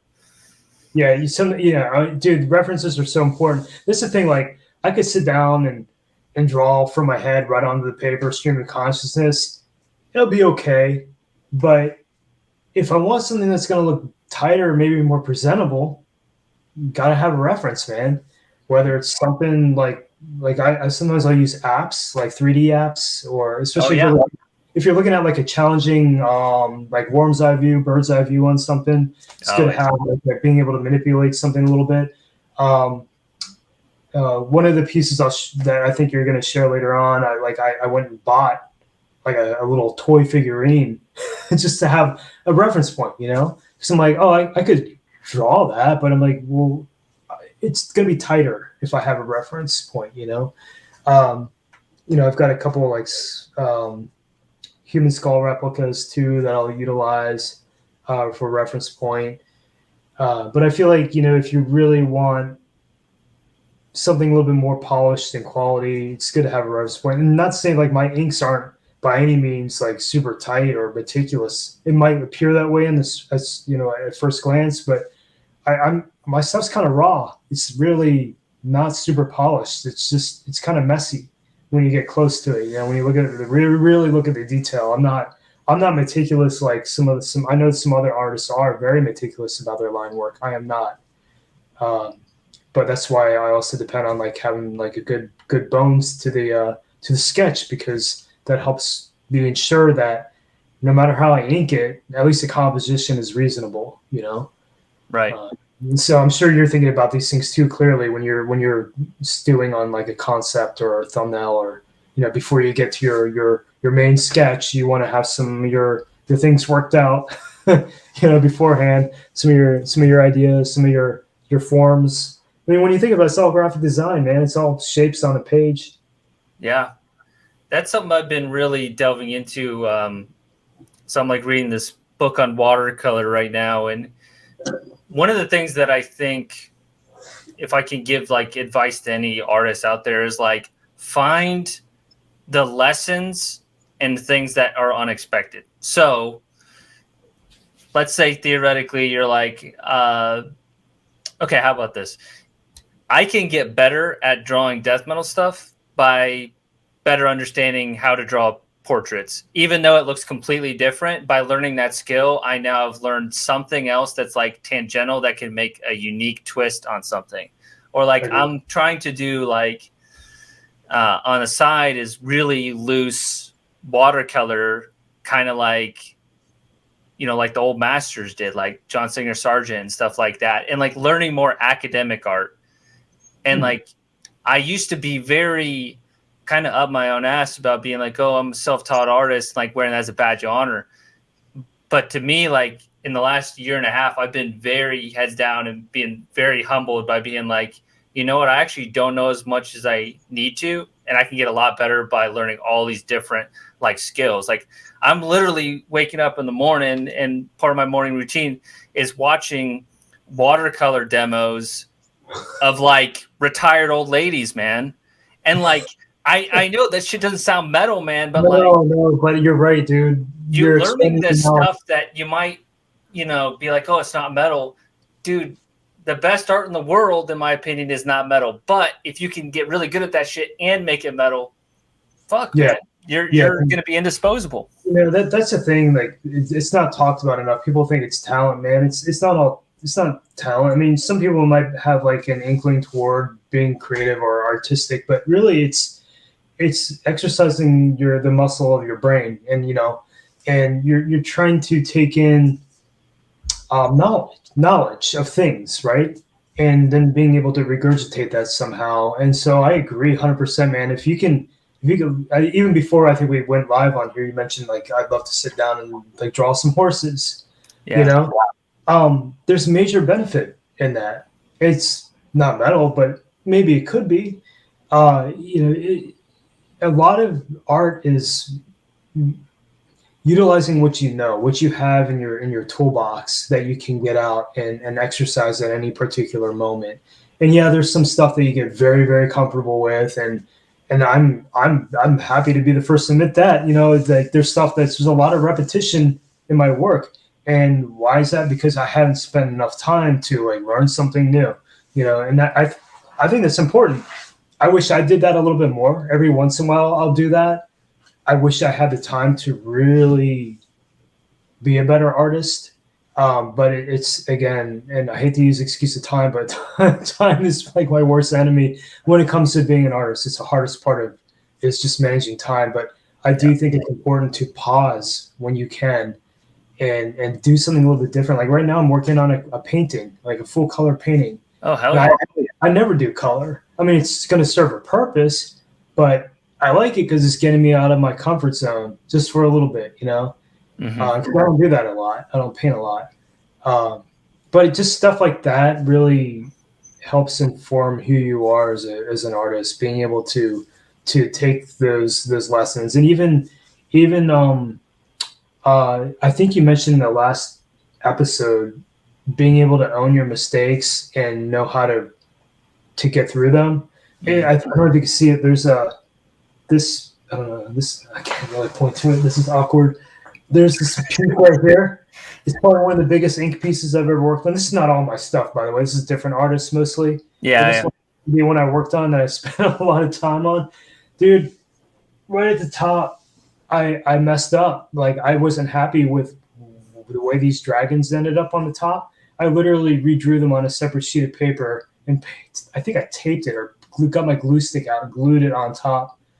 It just, it's working through some of those mistakes. And there's some beauty in that because it shows like, oh, I'm human. I have to problem solve too. I mess up, and it's okay to own that. And I think it's okay to learn from those things. Or maybe, you something changes as you're working on it because you didn't like the way it turned out. Now you gotta figure out a workaround, It happens a lot. Not all the time, but it certainly happens. And you gotta, as an artist, you gotta figure out, well, how am I gonna remedy this? Especially if you got a deadline, But I think your last conversation with Jerry Wormwalk. Yeah. You guys had touched on that briefly, and I was like, man, there's so much value in that lesson right there because some artists they mess up and they throw their thing away, or they have too much self-doubt and they lose confidence. No, you just gotta move forward and use that as a valuable lesson. I think you make a lot of good points. The one trap, though, that I fall into is kind of like the shiny object syndrome, where it's like 1 week I'm like, oh, I want to paint like Frazetta. Then next week it's like, oh, no, I want to focus on, more like really tight, like Ian Miller type stuff. All like at the end of the day, it's going to come out like how I draw. Like I'm not trying to ape anybody. I'm just finding inspiration. I'm in that period right now for me. But the thing is, if I'm not careful, I'm going to have a style that's all over the place, and no one's going to know what to expect if they want to commission for me. So I do feel like I need to rein it in soon, or just have more consistent looking stuff. That still is like whatever, but that's something that I think I need to work on. And I think it's just natural just due to where I'm at in my journey, Yeah, and I think sometimes, too, it's just the thematic. Is there an overarching thematic? I mean, obviously, that's something I pay a lot of attention to in my work. Obviously, it all being black and white for one. Even the damn videos in black and white because I have to be on brand, Hey, man. So, because it's important to me, right? Yeah. But when I see your work, I know you might think you're still trying to rein in your own style. I can see your style. I've already got an idea of like where you're, what it looks like when it comes out of lead. And so I think that's already there for you. It's just a matter of, well, how do you take all this knowledge you have and filter it into something maybe a little bit more focused? Because I can see you like touching on different subject matters and things like that, and they're all extremely well executed. I could tell you are a very meticulous artist. Like do you obsess over stuff when you work on it out of curiosity? Because I almost feel like you look like you do based on how everything executed. It's super polished, and I'm just like, wow, that looks like, when I look at it, all I see is pain because I'm like, God, man, you put clearly like so much effort into your work. At least it appears that way to me when I look at it and try to digest it. I'm like, especially from an artist vantage point, I'm like, man, I can tell this isn't a quickie. This takes time. Yeah. The stuff that I'm you're trying to doing. get a little more spontaneous, but yeah, I'm definitely a very obsessive about it. I mean, I think it's good. I know you mentioned the loose watercolor stuff like that. That's a great exercise. And Yeah. it takes you out of that world of being too obsessed with your work, whatever you're meticulous about what you're working on. I think there's a ton of value in that too. But in terms of like, I wouldn't worry too much about like trying to develop it. I kind of feel like you already have a style. I don't want to say whimsical because it's not really quite whimsical. I think the artist that I can most closely liken it to, and I apologize because I can't remember the exactly his last name. It's Justin, I believe is his first name. I hope I have that right. And it's It's not Justin Bartlett, the artist who recently passed away. Right. Good friend of mine too. Sad about that happening. But it's the other guy who has a very similar name. It's Justin something like that. He plays in a band called Petrification. Thank you. You're talking about Jason Barnett. Jason Barnett, not Justin. Dang, Yeah. thank you. Okay, Jason, yes. Yeah, he has like a very colorful style as well, kind of like me. Yeah, but your style kind of reminds me, like if I had to compare it to somebody, I could see it leaning a little bit toward that. There's like a hint of surrealism in your work. And I know we haven't shown like any of your stuff right now, but when we get to it, I think it'll be clear to the viewers that there is like a little hint of whimsy or surrealism to your work. Not whimsy like happy whimsy necessarily. Yeah. But some of your earlier stuff kind of reminded me of that like custom culture, like Robert Williams style, kind of early juxtaposition. Robert Williams, he's one of my like art heroes, man. Okay, so I can see a little bit of that, Yeah. like in your work. But the thing is, like, you have such a strong command of color.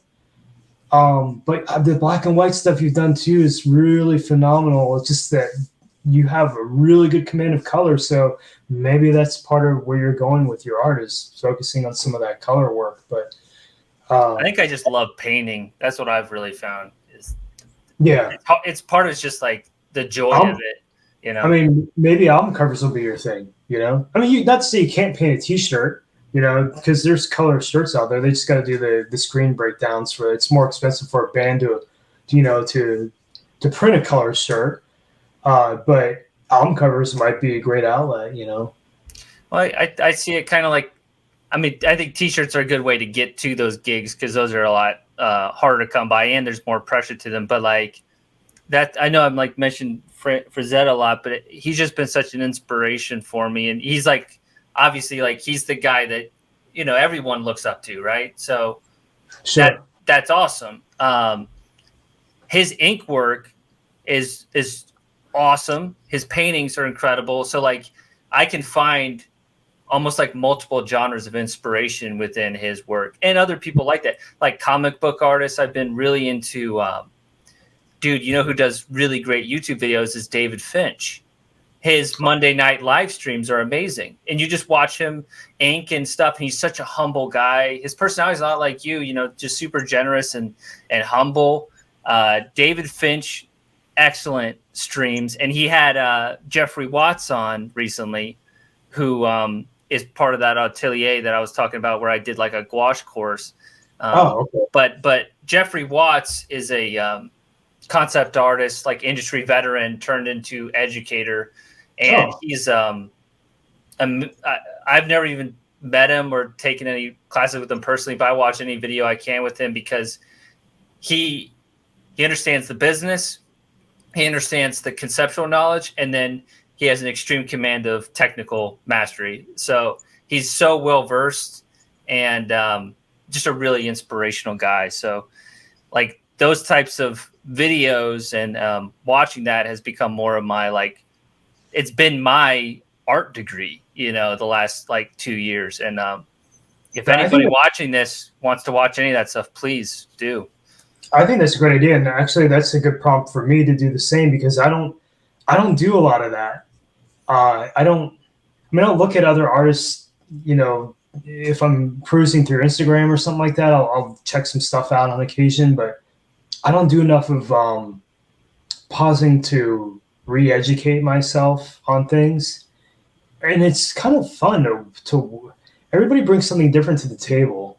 You know, there's always an artist. There's always other artists to look up to. There's always other artists who are you perceive as being better than you. There's always that, and you need that. You need that to stay engaged, to stay hungry. You know, in that realm of creativity. And I don't do enough of that where I'm pausing to watch somebody draw. You know, and I love to do it. I love to watch people draw because it's cool to see. I mean, any kind of creative thing. I mean, I'll watch like some of those food competitions or decorating a room competition type reality shows, just because I want to see even like the makeup stuff. Like I just want to see people be creative. Like I want to see them problem solve, the glass blowing, whatever it might be. You know, I just enjoy watching people, like how they think and analyze and dissect what's in front of them, what challenges put in front of them, and seeing how they overcome it. And I feel like that's the same with like watching somebody draw. You know, you're watching them make decisions that you might not necessarily make, but then you can kind of learn from their decision making. You know, because that's what happens. You know, when you start putting ink on papers, you're making choices. Whether you're thinking hard or not, you're still making a conscious decision, usually to like put a pen line somewhere. You know, I need to do more of that. So I thanks for that prompt. I'm gonna have to go back and watch this so I can get all these names, like some like Quicksilver. But no, that's cool. That's a great idea. Yeah, I think it's just been a real big kick for me, and then I think that's the natural thing too. Is once I have more commissions and I get to that point, then I have less time for the education. But all that education helped me get me to that point. So it's a natural yin and yang. Definitely. Kind of talking to that, like, not to put you on the spot, but like, is there like one facet of your art that you're trying to improve this year? Like you mentioned painting, but maybe it's like anatomy or other kind of technical skills. Is there something that you're kind of focused on? I think kind of going back to having like that sort of vision, whether it's a long term or near term, that should be part of it too. Not just like, well, what kind of project do I want to work on this year necessarily, or what client do I want to? Because I don't know what clients I'm going to have, honestly. It's just like what in my inbox, you know? So, yeah, I mean, right now, painting is definitely one thing. It was one thing I was trying to do a couple years back where I try to paint at least one album cover. And they'd be black and white paintings. But this one's in color, the one I'm working on now. So I feel like that's a good way to kind of step outside of what's familiar to me and challenge myself. I think another thing I'm trying to look to do a little bit more of is maybe being a little bit more dynamic in terms of kind of going back to where I mentioned worm's eye, bird's eye perspective, maybe trying some more dynamic compositions or perspectives just to kind of push myself a little bit. Because there's stuff that I can do that is simple and easy for me that I know I can turn around quickly. And honestly, like a lot of stuff I work on has to be quick, just because there's too much. Right. Yeah. But I like to at least have some kind of piece that poses a challenge, because I want to grow. I want to keep growing, and you are growing no matter what. If you're always drawing, you're always growing. You know, you're always learning and developing, getting better, if you will.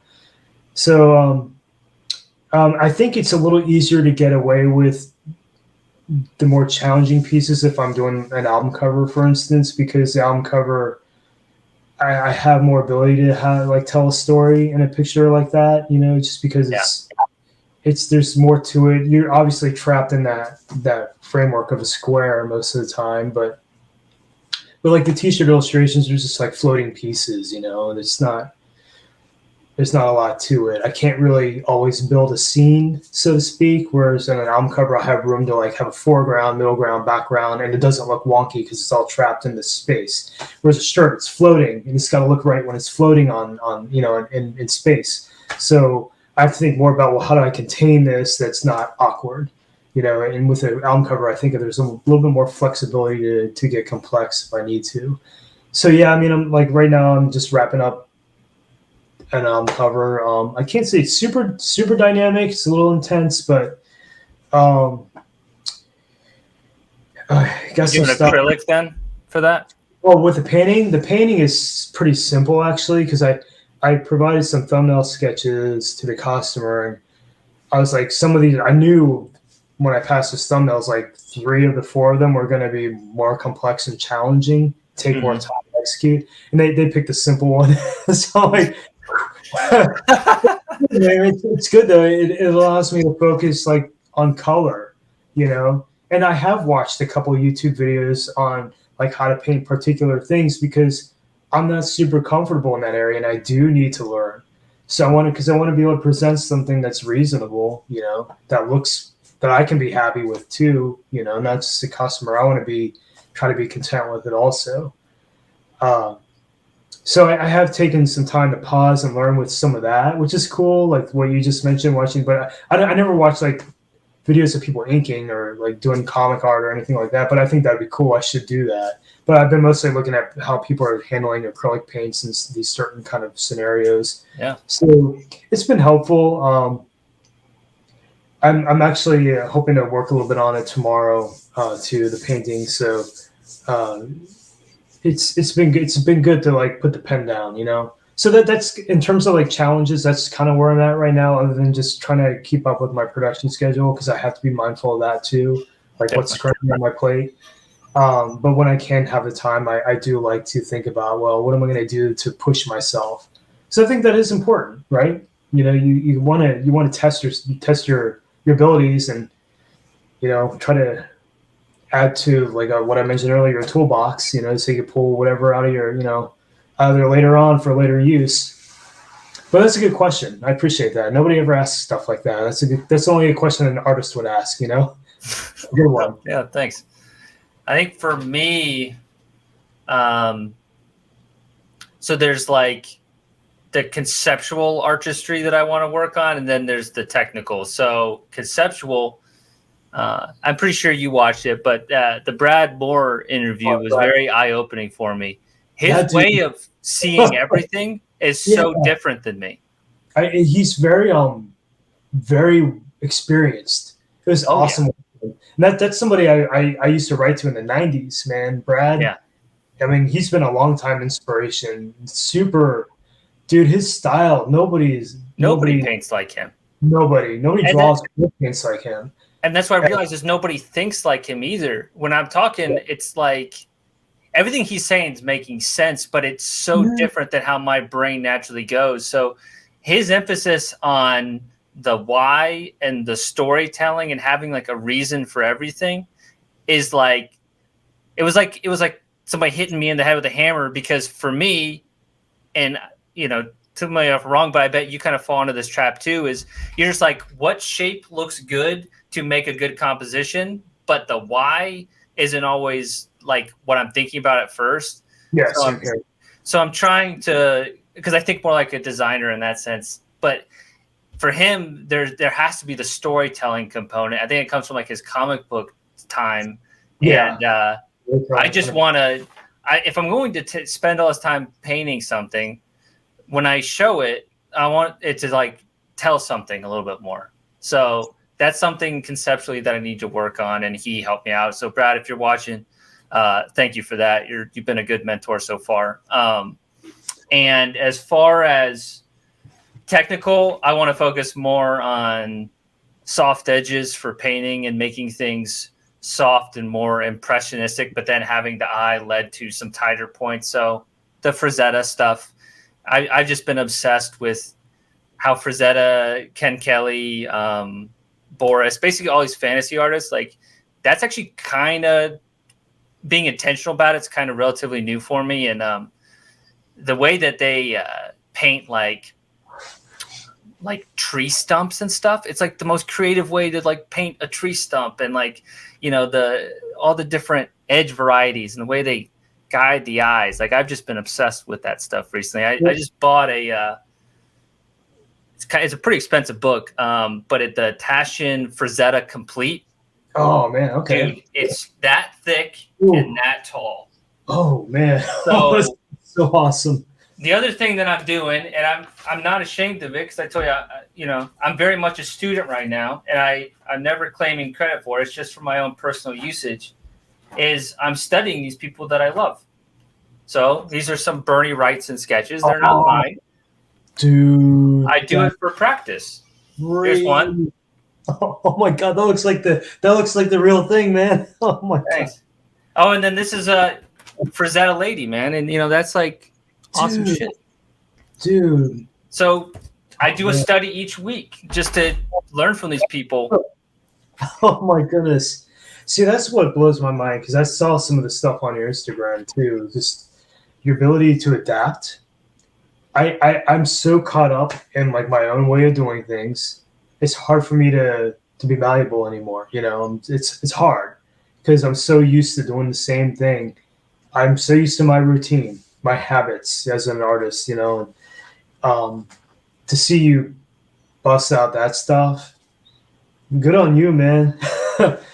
I mean, I can look at something and maybe try to recreate it, but it's going to look like it came out of me. It's not going to look like that artist. I feel like the stuff you just showed me kind of looks like those artists. Well, I'm trying to do it exactly because I'm trying to figure out, like, okay, that's how he does a curve. This is where it's reverse engineering stuff. Yeah, like that. Exactly. Yep. Yeah. So that's how I'm viewing it, and I wouldn't show that and like put it in a portfolio because that's just not being honest. But for my own personal learning and reverse engineering, that's something that Jeffrey Watts teaches, like a concept that I've adopted. That's wild, man. I mean, actually, that's a great idea. I never really paused to really do that. Maybe when I was in high school, you're trying to emulate. I'm in high school right now, apparently. You know what I mean? I was just trying to like figure myself out, figure out like, well, what's my style going to be? You're trying to, and so you're looking at, stuff in comics or Bernie Wrightson even, but man, that's crazy, dude. It's funny that you mentioned too, like how some artists attack things. I was talking, do you know Daniel Sawblade? Yeah, really awesome work. Yeah, so I was speaking with him on the phone a couple of days ago. And we talk about this sometimes. Just like it's hard, for example, to separate your mind like from putting in too much. Like how do I say this? When you look at how some artists tackle darks in their pieces, I feel like I've gotten better about it because I'm being more mindful of it. An artist will just put in a pure black silhouette in some areas, and that's all the information that you need for the viewer to understand what they're seeing, whether it's like an arm over here and it's just all black silhouetted, that's all you need. But in my mind, I'm like, oh, I got to show all the things. I got to show all the creases, all the veins, you really don't. Sometimes you just need that black fill to get the message across. And sometimes it's hard. Simplify. Sometimes it's hard for the brain to do that. It's almost like when you see a kid draw a house, it's a square and a triangle, or it's a sun with or it's a bird's just like a little. They're all symbols. Yeah, exactly. And it's funny. You always want to. Sometimes you're putting too much information, and sometimes you do have to step away and say, maybe Hal Frazetta or whoever is handling how to paint a tree trunk or whatever. Just what information is missing, but it's enough to trick the mind. That's a lot of what art is, right? It's trickery. You're tricking the mind into believing what they're seeing. And you look at like somebody like Brad Moore, whose stuff. That's an interesting point too about like just the ability to incorporate so many things into a painting, and for it to really be a story that you can stare at easily for an hour and still be finding things. He kind of reminds, the only artist I can think to even liken him to would be like Max Ernst, who's a surrealist. Yeah. There's something about like the texture. There's a similarity in the texture. Because Brad's all about, I feel like when I look at his work, he's all about texture, but he's got a lot of information in his pieces, ton of information. And I think you bring up a good point too, like with, when you and I might look at something, we're just looking at, composition. How do I lay this out? Not even really thinking necessarily the story up front all the time, or how am I filling the space? What am I filling it with? And obviously that comes later. Maybe you're trying to reference a lyric in a song or a song title, so you might pull some clues out from that. But yeah, there's so many different ways to look at how we do what we do, right? Yeah. And I feel like even just this conversation alone already, while we're almost 2 hours into it, I feel like it's been very enlightening because it's motivating me to like start putting the brakes on and maybe thinking about some things differently too. About how I do how I do what I do.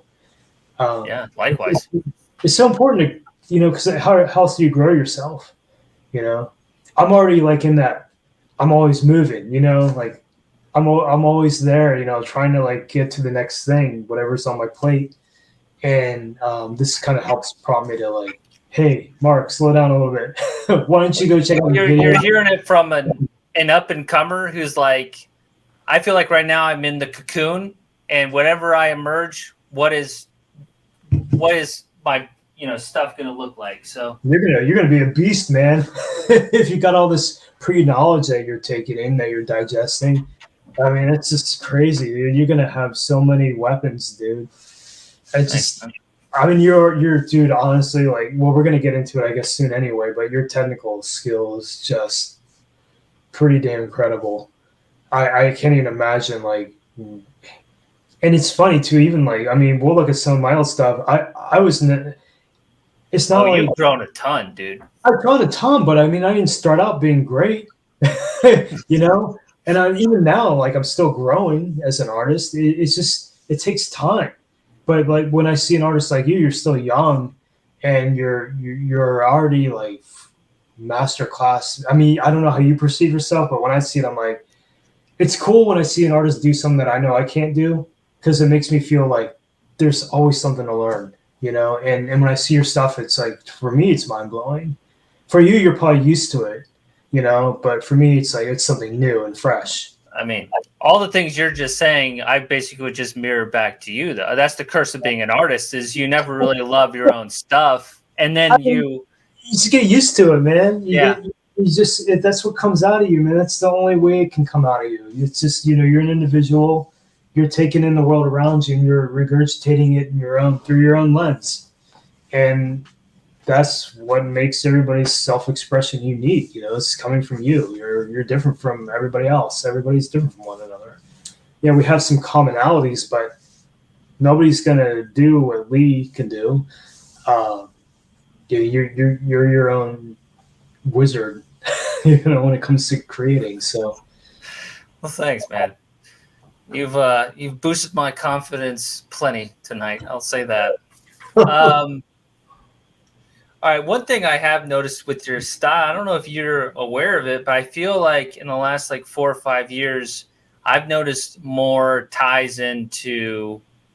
It's like you have more of like a morbid fantasy art style. Like I'm seeing more dragons. I'm seeing more like kind of warriors. So do you feel like that's been an intentional evolution of just like incorporating a little bit more of like that kind of stuff with your, morbid vision? Yeah, I mean, it's not like I've never had an interest in those things. I certainly have. I can't say that I would draw them very frequently, and it's interesting that you note that. I think you're right. It's been probably more frequent. I guess it's kind of because part of me wants to like draw for Dungeons and Dragons at some point. Like, come on, we got magic, man. I'm close, but I don't have that commission yet. So I guess for me, it's sort of like my way of trying to like if I can't do it for them, I'll just do it for another client, or sometimes a client dictates something along those lines, But I've kind of had some fun fooling around with it, a little bit. Part of it too, I think maybe when I think back, I'm trying to think back to what maybe got me kind of started on that. It was drawing for Death Saves, which is a streetwear brand, and they do like a lot of fantasy inspired type stuff. Sick. I think that kind of maybe pointed me in that direction a little bit more than if I hadn't had that commission initially, I might not otherwise. So, I mean, sometimes it's just in that situation, I think it's just a client kind of pushed me in that direction. Made me think, oh, you know what? These are kind of fun to draw. I haven't drawn a dragon in a long time. It's fun. So, yeah, there's definitely been a little bit more of that in some of the recent pieces I've worked on for sure. I think it's been awesome. I love how you every dragon's a little bit different too, which is nice. Like dragons allow for a lot of creativity because you can do them in so many different ways. Yeah. Yeah, it's funny. I guess I don't really think about, I always feel like I'm drawing them the same way, at least in my head. I think I am. But yeah, there's probably some nuances that keeps them kind of different, I suppose. So tell me a little bit about some of your art collection that you have back there. Like, do you have a Vincent Locke? I do. I think I remember you talking about that on a Ken's stream. You have what, Gore Obsessed sketch? Yeah, it's a preliminary. You don't have to pull them down. I'm just curious, like, kind of what it's looking like. Yeah, it's right here next to me. It's just a preliminary, one of the preliminary sketches that. That's so awesome. Anyway, it's funny when I look at it. It's like the frame was actually more expensive than the actual purchase of the art, which is so ridiculous. I've got this, and I think I have just a few other of his originals, like smaller pieces. I've got like a little Dan Seagrave watercolor painting. Oh, nice. Some Steve Kastner, rest in peace. Some Justin Bartlett, rest in peace. Chris Moyen, Daniel Shaw, Ray Heflin from the band Absu, one of the original members. We also have Mike Majewski from Devourment, Rob Smits, who did like Demigod's album cover, and a couple other bands. So nice. And some stuff for Broken Hope and Avulsed. What else I have here? Russell Evans, he did a lot of stuff for like Internal Bleeding back in the early 90s. Okay. Dennis Dredd, who did some Dark Throne stuff. Toshihiro Egawa, he's done some stuff for a ton of metal bands, mostly like brutal death metal bands like Vomit Remnants and whatnot. We got Lucas Righelli. Did I have his last name right? I can't remember his last name. He does like really intricate pen and ink work. So I've got one of his pieces up there. I got Nightmare Imagery, feature. Oh man, Mortis Art. What's the dude's name? Raul, I think. Halsey Swain. She did like some stuff for Toxic Holocaust. Sick. Actually, I got Phantom Slaughter. I got one of his originals over here too, hanging back here. Oh, really? What else do I have? Sean Carr, he used to do a magazine I worked on called Drawing Blood magazine. It was an art zine back in the 90s. I think I got a Wes Benscotter sketch somewhere. You got to have Matt Steicher original hanging in front of me. I think it was Bargain Bin Blasphemy, right? For Instagram. What's it? Yeah. It's the one I have from him is a Necrodrunks album cover. Okay. Manuel Tinnemans had one of his pieces. The Polish dude, Zed something rather. Belik, I can't remember his name. He did like Vader, Ghost, a couple other bands. Portal. So I got one of the originals.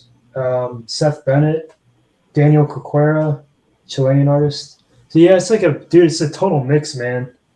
I got the this is fun. Oh man, check this out. It's from one of the original pieces from Tribulation's first album. Oh wow. It's a Jonathan Hilton original piece. I got the original Dark Tranquility demo cover artwork. Oh, sick. That's awesome.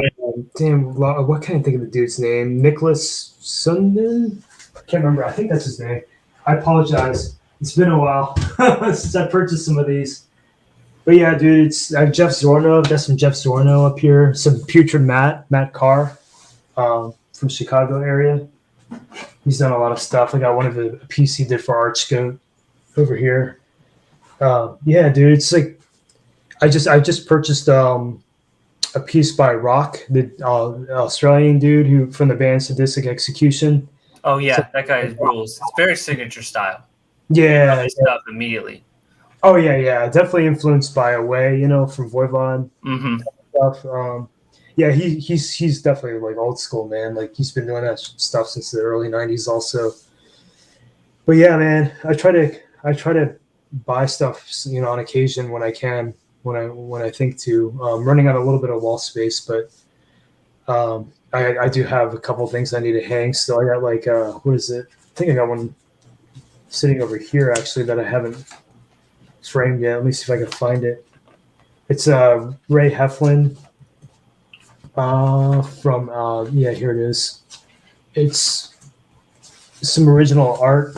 I think this is like one of the first Apsu flyer drawings or something like that. You can see like it's like cut and paste on the paper, the two variants of it.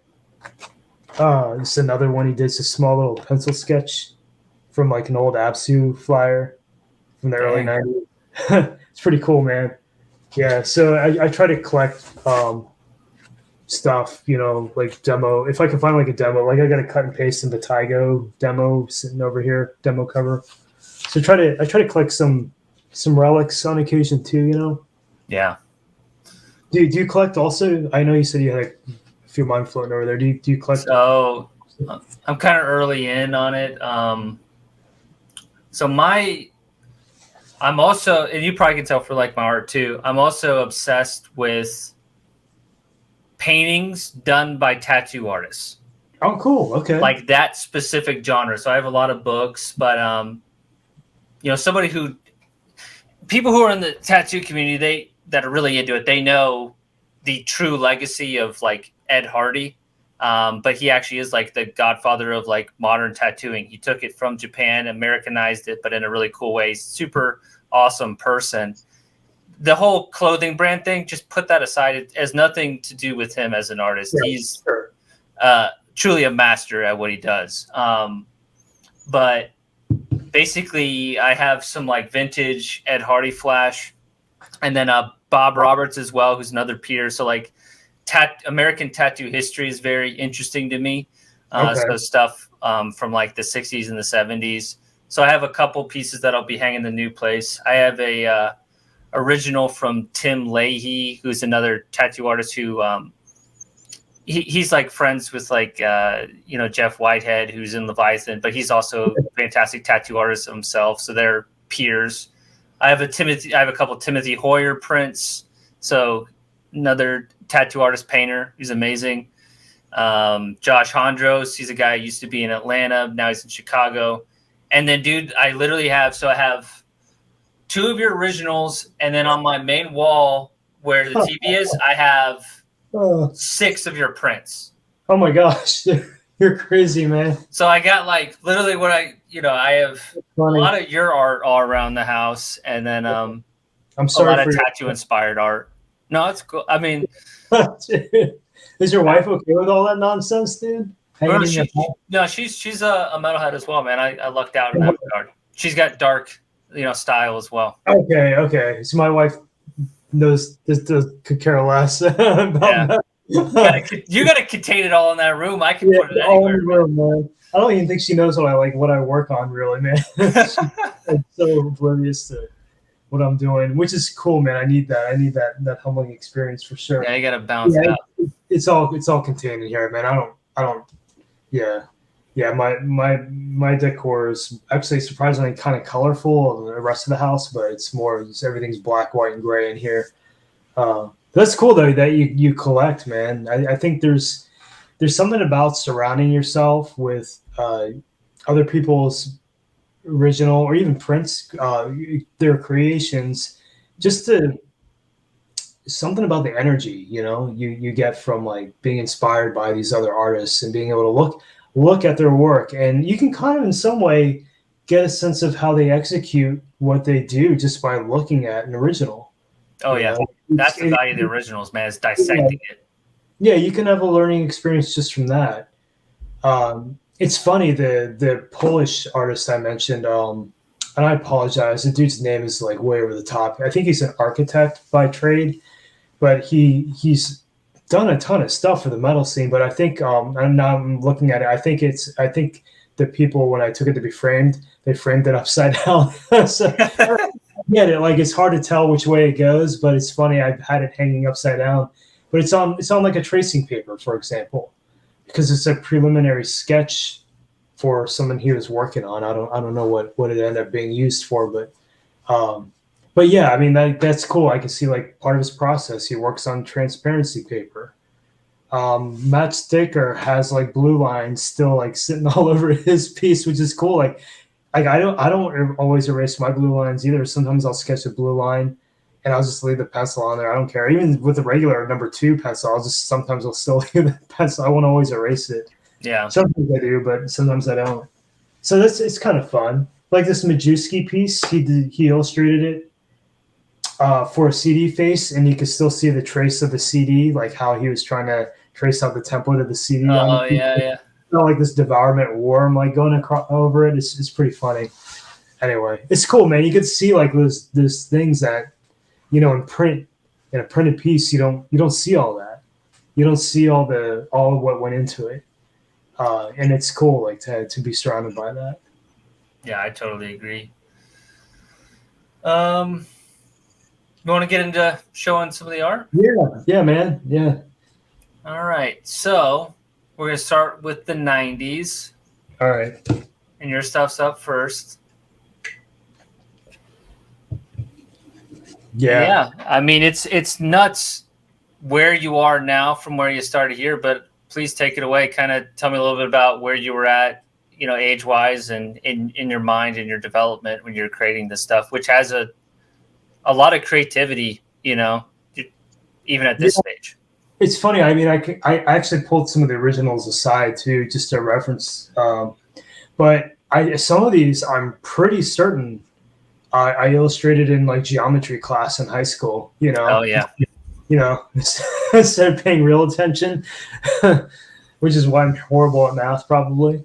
I'm too busy doodling, but it's crazy, man. Like when I think back, I was into the underground scene as a teenager and writing to these bands from all over. And so some of these, like I found, let me grab this one. One of them was for my old band, X%. So this is bigger than I thought.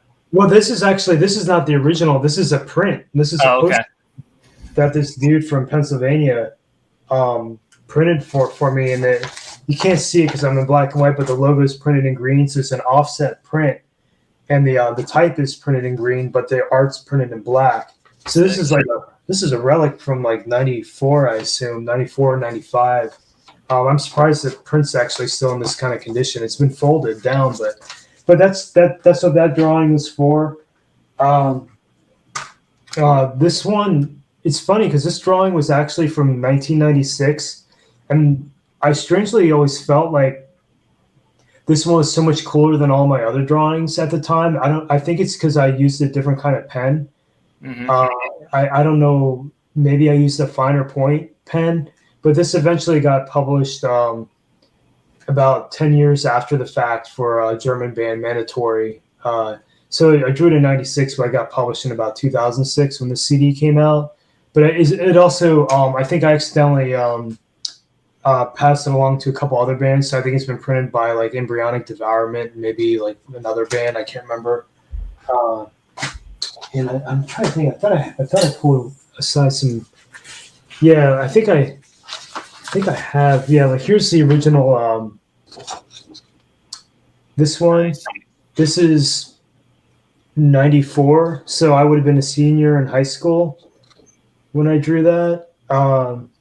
Or maybe junior, probably junior or senior, late junior year, early senior year, or late senior year. This is what's on the back. It's like a report card, man. No, this is actually it's a lawyer. It's a law firm from my hometown. One of my buddies, his dad, I guess, was a lawyer in town. He gave me these boxes full of this paper. So it's like this manila paper with thermograph printing on it, where it's like sort of like business card ink. It's sort of raised, and all my drawings from the 90s was drawn on this paper. With like, I don't even know what kind of pen I used, dude. This is definitely, it's not a ballpoint, but it's like some kind of ink pen. Not a rapidograph. I don't know what it would have been. Probably some kind of Sharpie or something. I don't know. But yeah, man. So all my old drawings, you can see I didn't even center it on the page. It's just like floating at the bottom. Yeah, it's not even really centered. But yeah, so that eventually got. I'll grab it really quick. You got repurposed. I think maybe last year. Yeah, Worm did it, right? Yeah.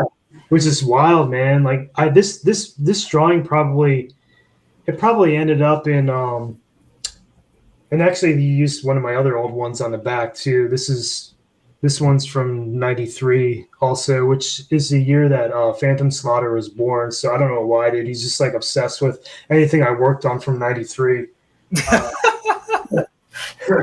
So it's just weird to me because like those drawings were probably, I don't think they were really formally published other than in some old school underground fanzines, underground fanzines, photocopied zines from the past. And it's just really weird to see it resurface, like some almost 30 years later. And in fact, it's a little surreal seeing some of these pictures from the Decibel Metal and Beer Fest. I guess it's a couple weeks ago. Yeah, I think it was night shift merch. I think maybe posted an image of somebody standing at the merch booth.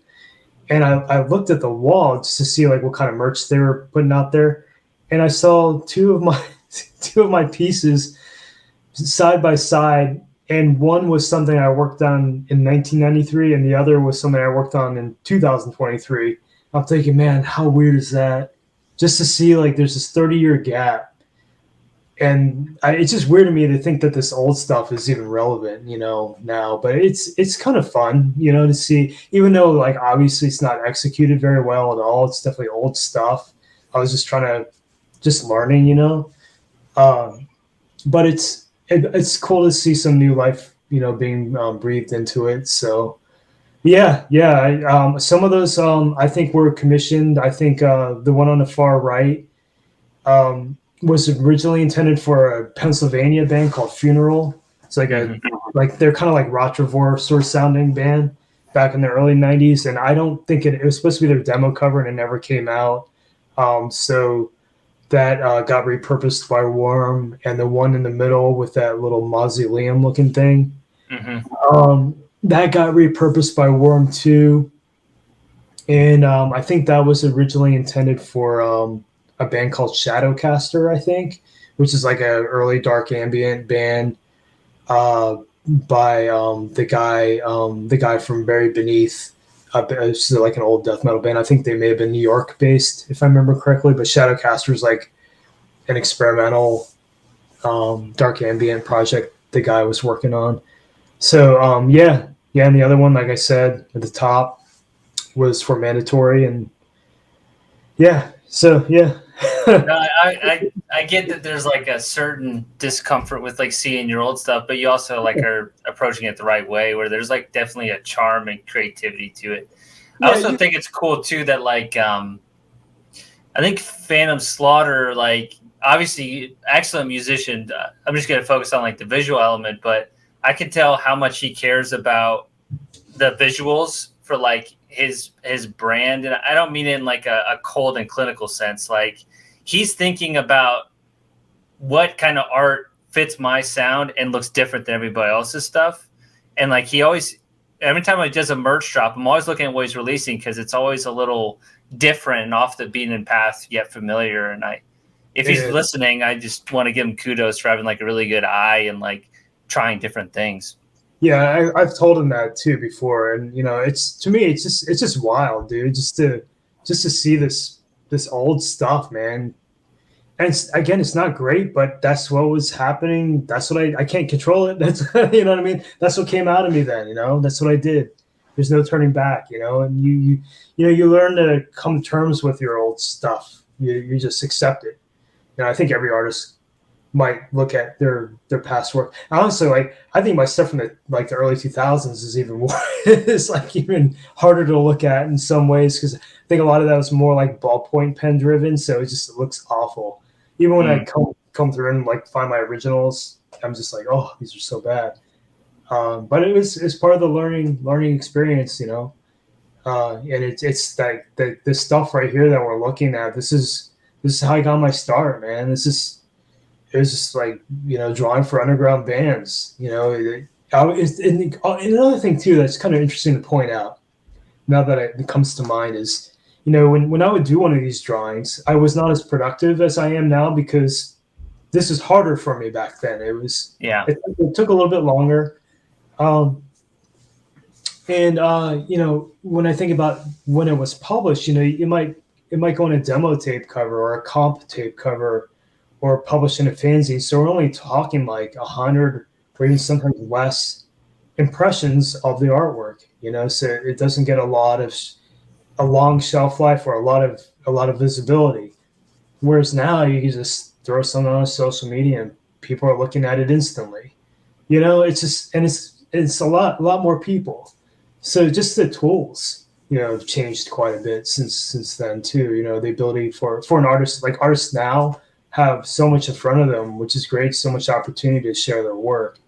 It's more convenient now than it used to be, for sure. And in a lot of cases, I also wonder like how many pieces I know I lost some. Probably I know I lost about 100 when I was trying to get like a book published through somebody and sent all my originals and never got it back.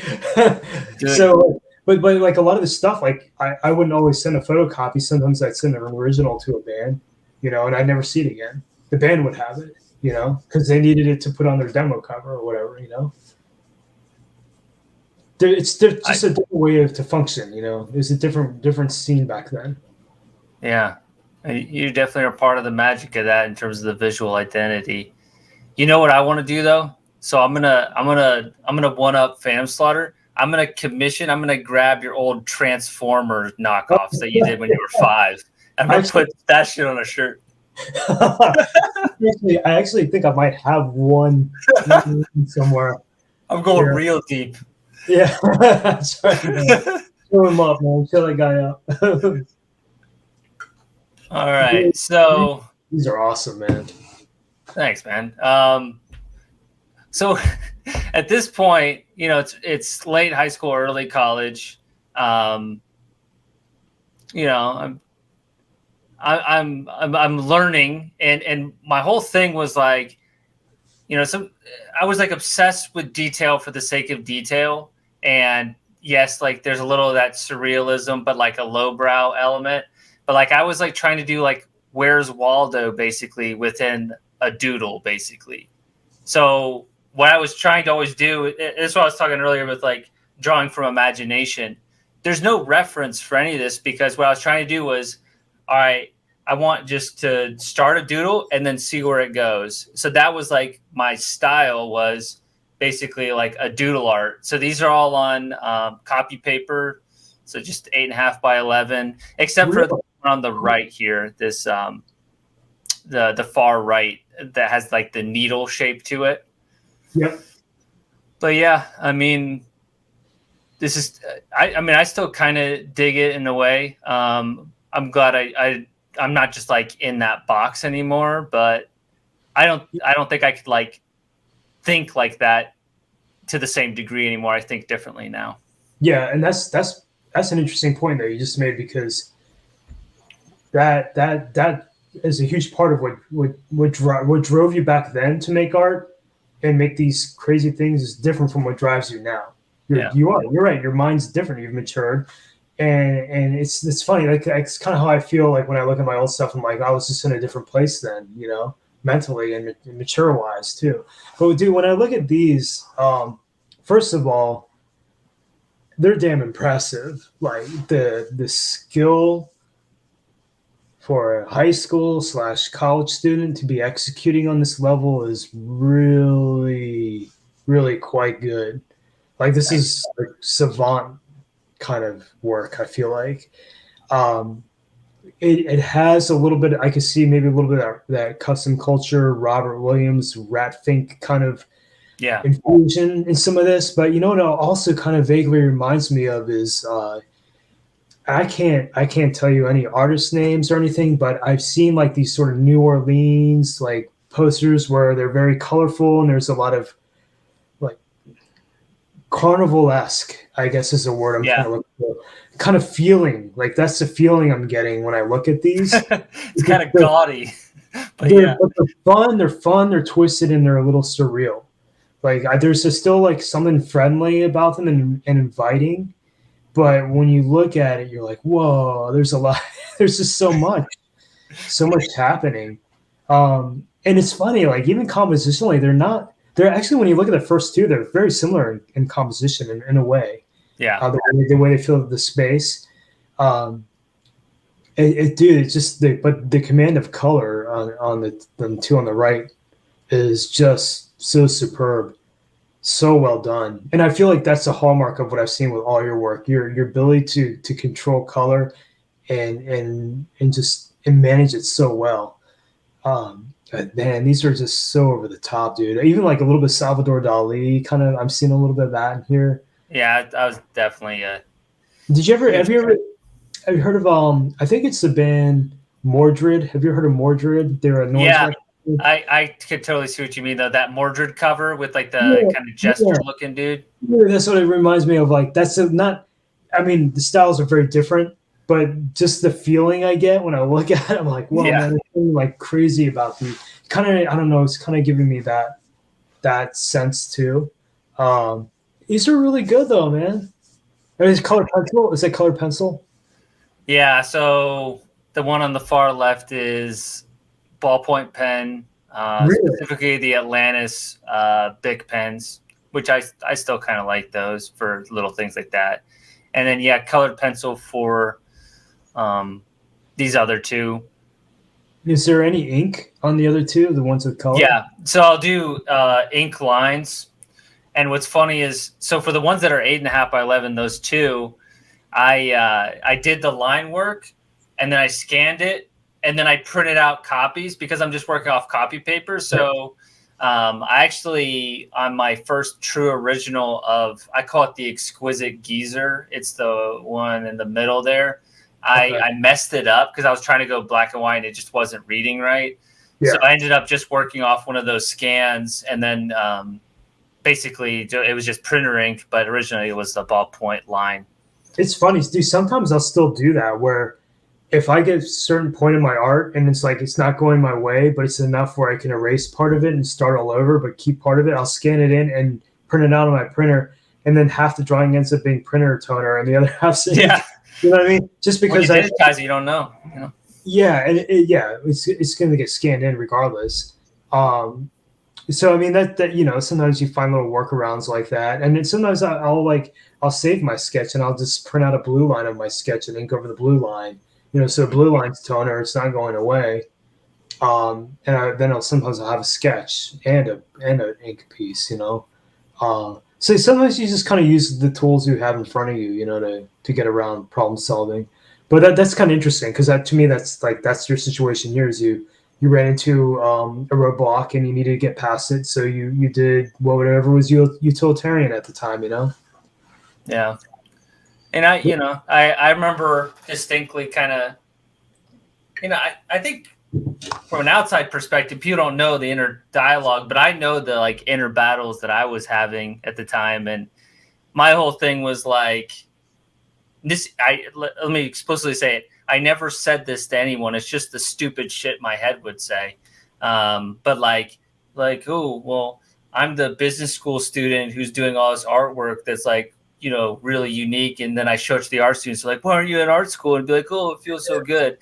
So that's like the stupid ego trips I would do to myself back then. And that's the thing is like, there's so much that I was so focused on just creating my own stuff that I missed the fundamentals of art if I wanted to go deeper, which is why I've been kind of going more that way. So I see the hubris of being a, 18, 19-year-old thinking I'm hot shit, Yeah. It's funny too that you mentioned that because there's, and people don't see this, but there is sometimes a nostalgic factor or, when you think of art, it's also a timeline of your own experience. Sometimes not every piece, like there's stuff we just had our carpeting replaced. This is kind of a random tangent, but we had our carpeting replaced upstairs, and I have a closet where I keep my portfolio, like finished products that have been printed or whatever. So I had to tear all that out of there so the new carpet could be laid down. I'm going through it, and there's like stuff in there that I don't even remember. I don't even remember working on. But then there's some stuff in there that I'm like, I remember what I was doing when I worked on this. You know what I mean? So there is sort of that nostalgic factor or that memory attached to particular pieces. You think of like I mentioned geometry class. I genuinely probably did draw some of those in my geometry class, and that's what it makes me think of, is being in that classroom and the guy next to me like bumping me, be like, "Oh, what are you working on?" And it's just you have these sort of memories that are attached to some of the pieces you work on. Not a lot, not all. Some become a blur, or some you forget about completely.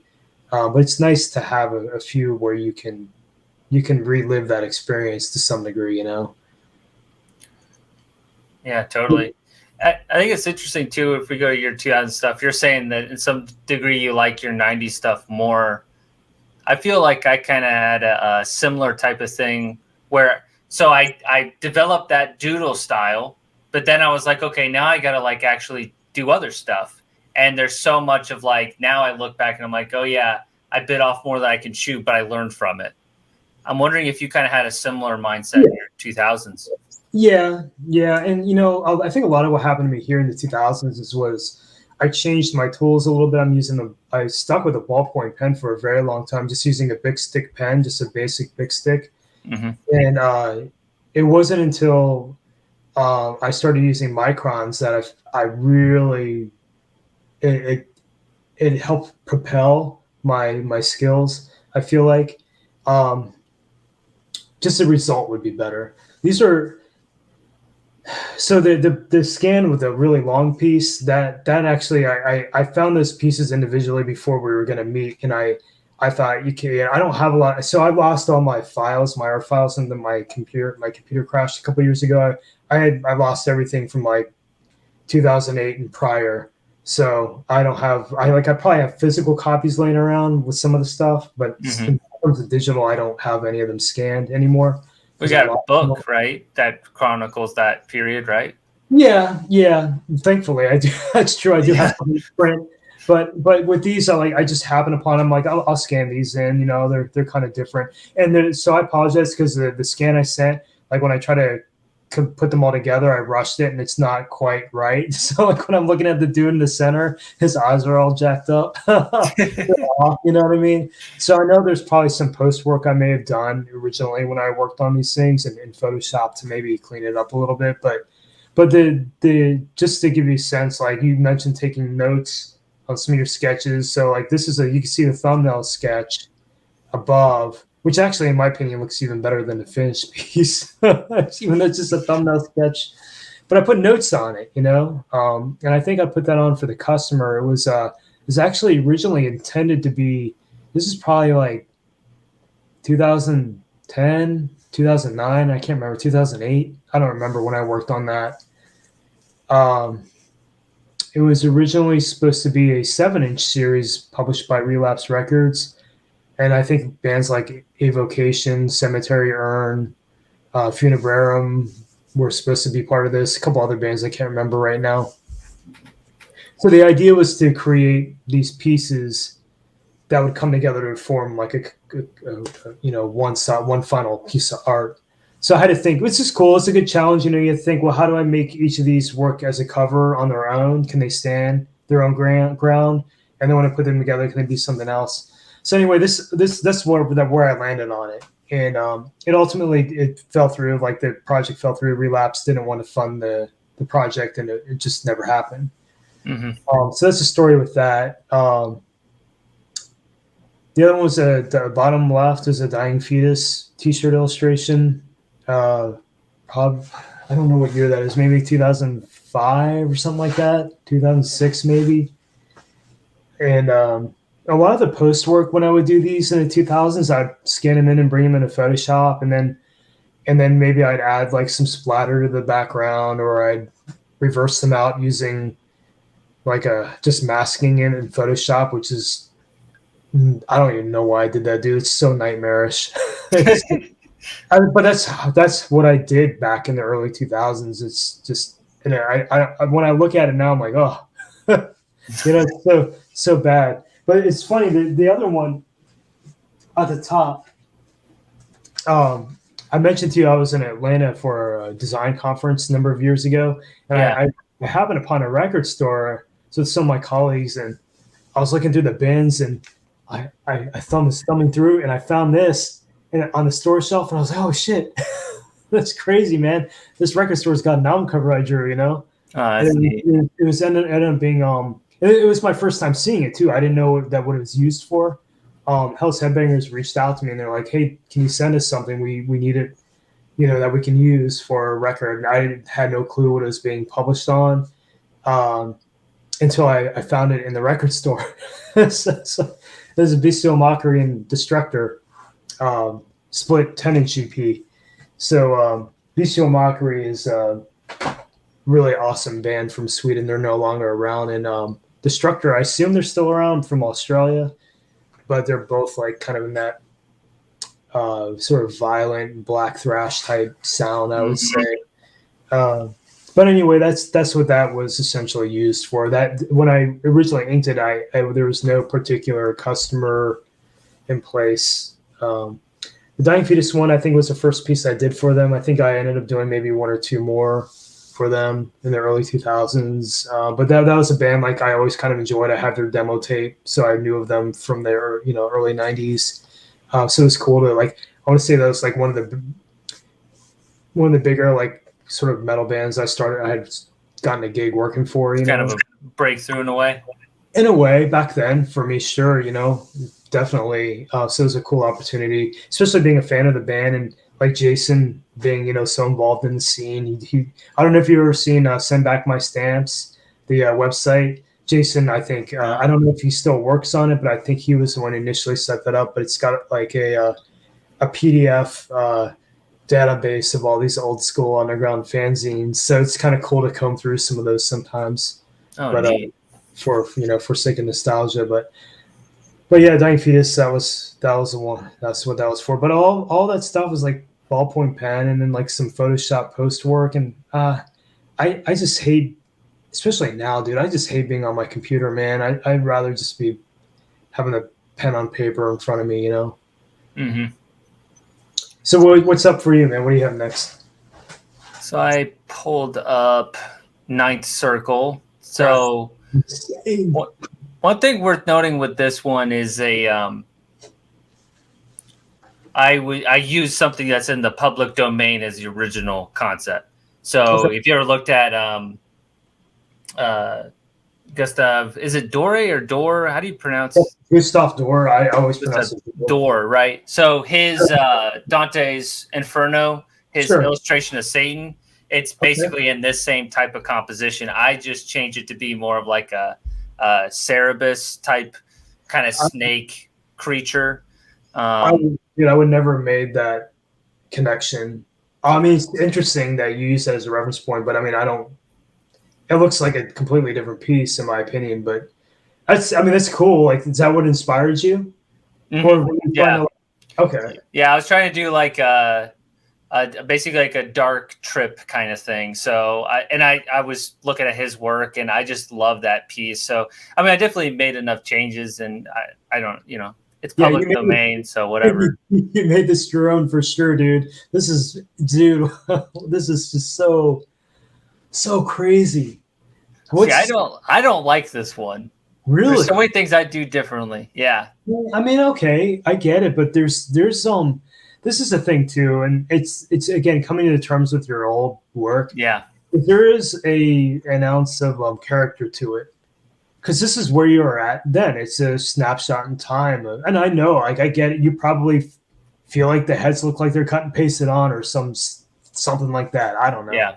I don't know what your critique is, but when I look at it, I don't see that. Like, it looks like a surrealist interpretation of hell. That's what I see, and it again kind of reminds me of Jason's style. Just like there's a little bit of weirdness to this one is just oozes with weirdness, man. I love it. What's the size? What size is it? It's big. Shit, I don't even know. It's really big. Is it like 18 by 24 or something like that? Oh no, bigger. Oh my gosh, seriously? Yeah. Here, I'll grab it. Just give me a second. I'm afraid to know how long it took you, man. That's a beast right there, man. That's a lot of time.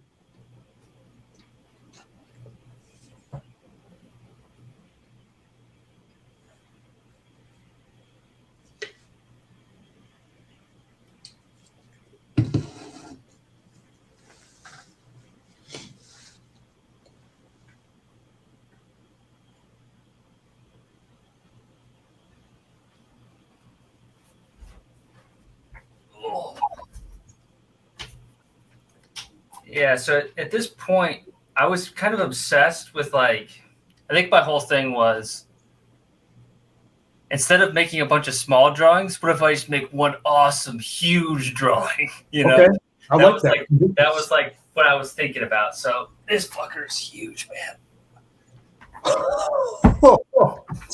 Damn, dude. And it's all just microns. And I think Oh, I did the smallest micron available too. It was like an idiot. no, dude, dude, it's so. It's Oh, heavy as shit too. oh man, that's so painful, dude. I can't imagine how badly you were cramping trying to draw that thing. Did you have? I worked on the thing for 5 months I was straight. gonna say, dude, that had to be a year-long project, man. Did you use some ink wash in it too, like in the? No. That's all pen and ink. But that's because, and that's the thing is, I would do it so differently now because I feel like it's missing a lot of values and just the speed, man. I was working like an idiot, not knowing what I could do now just to make it like half as long a time and even look better. Yeah, but that's part of the learning experience, right? Yeah, totally. That's what I was talking about earlier, where you can just knock stuff out with blacks or something, and silhouette stuff, and then you don't have to worry about it. It saves you time. And don't get me wrong. There's a ton. Actually, I know you said that values are kind of there's. I feel like there's still a pretty decent amount of contrast in this, man. I get what you're saying, but I mean, considering the size you're working in, I can see it'd be so easy to fall into that trap of like, let me just bust my pens out and do a lot of coding. But I love that there's this sort of like ritualistic portal opening thing. That's so freaky and weird, man. It kind of looks like something Nightmare Imagery would do.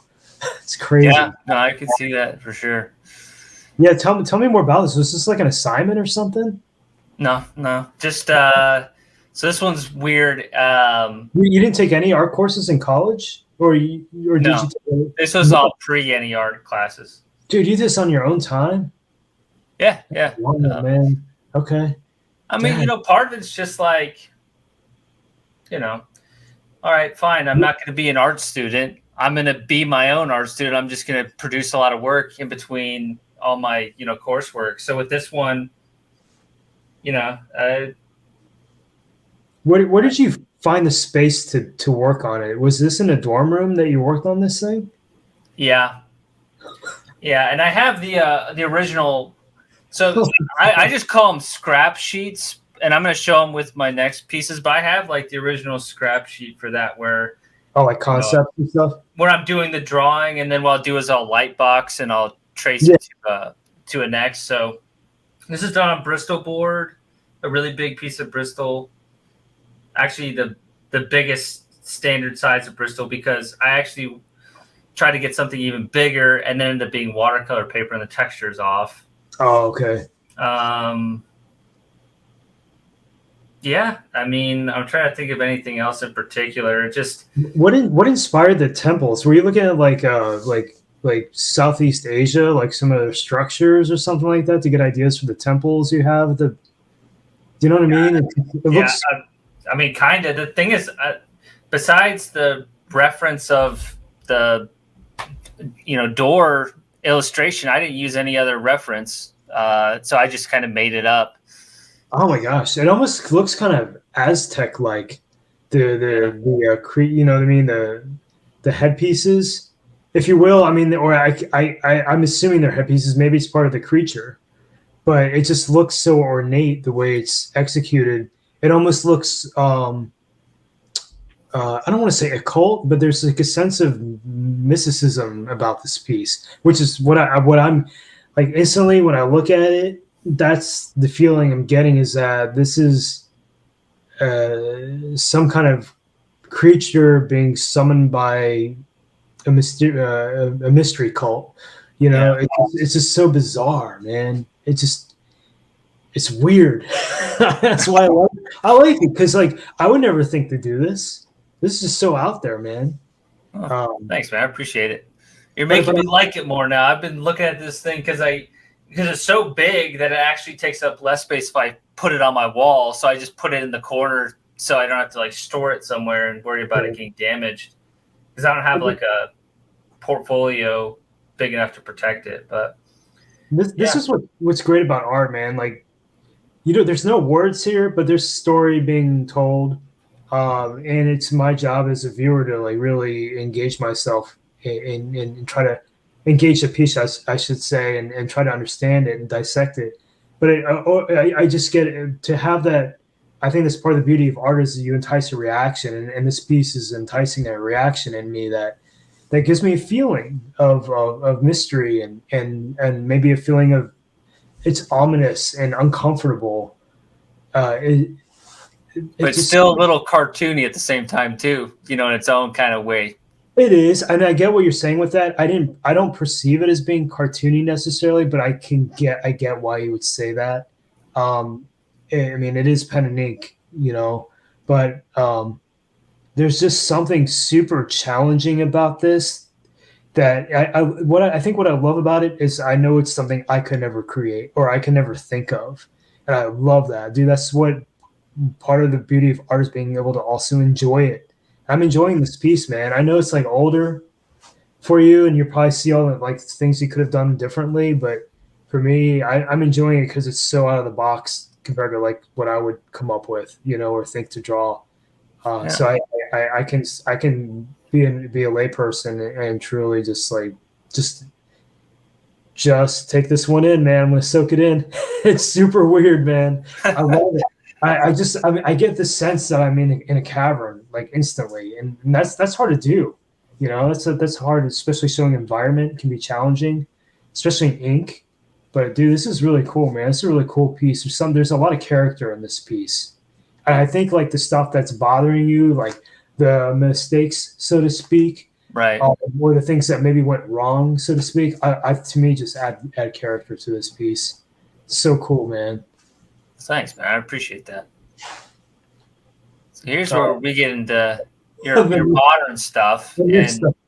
Yeah. I mean, dude, like the leaps and bounds you've grown in terms of your style, like it. I hope everybody's watching, like, really is apparent, because it took me like seeing all this stuff side by side to really just see how much you've grown. And like, dude, I mean, your sense of anatomy, illustration, composition, it's unmatched. Like, you're a master, man. Oh, that's weird. It's funny too, just seeing, like, looking at this right after looking at some of the older stuff. It looks like a different artist, man. It's weird. It's weird because I don't do this. Like, I don't have this much. I'm an introspective person generally, but not like this. Like, not really so much on my art. I don't really have much introspection on that because I'm always trying to think, well, what's next? What am I going to work on next? I don't always pause to like really see the side by side or anything like that. So it's kind of interesting. Yeah, more dynamic, I would say, in terms of like ink work. Well, the interesting thing about the one on the left is that it's a book cover for it's like, so this is again going back to like what we talked about earlier. Again, it's like talking about I'd love to work for D&D sometime. Maybe it'll eventually happen. Who knows? But this is sort of like an opportunity where there's an Italian group called Dungeoneer Gaming or something like that. It's just like small independent group of like small independent company that puts out these old school inspired role-playing games. And like everything about their branding just oozed with D&D, like even down to the typography work that they use on their products. So I'm like, oh, this is cool, man. This is kind of like doing something for D&D. So I'll treat it like I am doing something for D&D. Yeah. And they wanted some kind of creature. I can't remember what they called it. So I'm not super well versed in D&D lore per se, but I just like the imagery. Balrog. Yeah, do I have that right? Okay, I think. Well, that's what they call him in Lord of the Rings, at least. Okay, maybe that's what they referenced. I can't remember for sure. But when you look at this, because it's a book cover, I can essentially treat it like an album cover, right? It's encapsulated in a particular area. It's a square. So what I did is a trick you probably already know is you break the grid a little bit, which is what I've done with the axe and the wing kind of coming off that square a little bit. It really gives it more power because it makes it look like it's coming off the page, even though it's not. So it's always a trick I like to utilize when I'm working in a contained area, is to try to break the grid a little bit. Has a lot more power. But the thing that's interesting about this that you can't necessarily always do like with a floating T-shirt illustration is that I've built in a foreground, a middle ground, and a background. Yep. And I don't get to do that all the time. So that was part of the fun on this. And you know how feet can be kind of a pain to draw. Yeah. I just hide those back behind that staircase leading to a pile of skulls, and I'm good, man. So that's that. The one on the right was a commission from Wizards of the Coast for their Magic the Gathering product line. This was what they called a Phyrexianized forest land card. And again, something I'm not super well versed in is Magic the Gathering or how it works or functions. However, I can say that they're a lot of fun to work with. They give me very minimal art direction. So with this, I got to see like the preliminary world building model that they have, like this giant, beautifully designed PDF that they sent me that I could reference, to look at what is the look and feel of each of these lands, and they're actually pretty awesome. They need to publish a book of just that stuff alone. It's crazy because they just send this stuff to their artists. They're like initial concept artists who work for them that build these things out. Yeah. I'm like, dude, these things need to be seen by more people. They're so well done. So I got to reference this stuff and use it as a starting point. But they have this thing called a mana, which I guess is like the tree thing in the middle. Mm-hmm. That they needed, that's like on all the cards. And then the language, the Phyrexian language, which is that text that kind of looks like cuneiform or something like that running down the sides. That's the language that they had some folks develop for their brand or for this particular portion of the game. And it was cool, man. Like I like, that's something that they're like, hey, can you draw it? Can you draw it? So I had to do the lettering too. So basically, so they provided the letter forms for me, and all I did was blue line them out and hit them with a brush pen. That's all I did. A Pigma brush pen to give it more like crude look to it. And then you like reverse it in Photoshop or something? Yeah, I did for the language. I did. Yeah. Like all my black backgrounds now, I just color with Sharpies. Actually, I got it right here. I pulled the original aside. Yeah. Do I mind pull you up? Yeah. So this is, you can see this is the back of it. I just work on crappy paper. Yeah. Yeah. And that's so sick, man. So I just colored in with Sharpies and then get like a white jelly roll to catch some of the, I don't know if you can see like some of the edges and stuff like in between. But yeah, so that's what that was. I don't have the artist proofs yet. They usually send artist proofs, but I think there was some kind of manufacturing error with the artist proofs on this Phyrexia set. So I have not received the cards yet. I saw them because I had to do like a little card signing at one of the local game shops, one of their events. So I got to see them. It was cool to see them like printed, And these actually I did colorize a little bit too in Photoshop. Just very subtle colors because I think it helps the players understand like what they're looking at more quickly if it's colorized. So usually I don't do that, but in this case I made an exception for the 5 cards I illustrated on that set. So yeah, it was fun, man. They're really cool to work with. I really enjoy working with them quite a lot. I got a couple more cards yet to be released, but hopefully maybe later this year this will pop up at some point.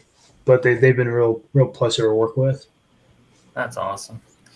One thing that it doesn't come as naturally to me that I'm trying to get better at is like, so let's just call it the Balrog thing there. Like, how did you decide like the scene for having like stairs and the kind of gates? Like, are you just like, okay, this shape looks good and this would make sense, or?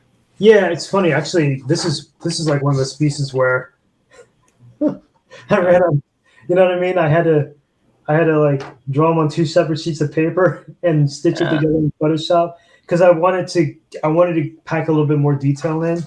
So I I actually blue lined out my sketch and printed it on 2 separate sheets of paper and inked over them. I think I had the preliminary. This is a preliminary sketch. I think I sent over, and it's a little bit. It's hard to see, but yeah. Even then, you had the staircase. Yeah. I don't know. It's something about with that one. It's like a diagonal composition where you move the eye from the bottom left to the top right, or vice versa, however you want to look at it. Yeah. I mean, I don't know what I was thinking on this one, man. I wish I could tell you. I knew I needed to fill that void, the space between the characters, so that's why I plopped in that little gate thing in the background, and I just inked over it like a couple times, like cross hatched over it. Mm-hmm. A few different layers to darken it a little bit, not like a pure black or anything like that. But I think what kind of helps this is that on the staff, some of it I left white, the white of the paper, but then I went in with my jelly roll and got those little sort of lightning bolt things coming out of it. It's cool, man. Like it added a little pop of contrast. Definitely like one of my more successful pieces, I'd say. I just compositionally, I guess I wanted to give it like a sense of you might fail, like the character might fail. Right. He's like kind of like in a pose of like he's being overwhelmed by this creature. And there's also this sort of sense of I think it was, and I don't know whether this is conscious or subconscious because it's been a couple of years since I think I inked this, but you can see there's a separation between that bottom step and the platform that the character is on. Mm-hmm. It kind of gives it this sort of like sense of hopelessness, like you're on your own. You know what I mean? Good luck with that. So just again, like one of those things that I think worked in my favor. I don't know how deeply I thought about that choice, but it kind of adds to the sense of struggle in the piece. That he might not make it out of this alive.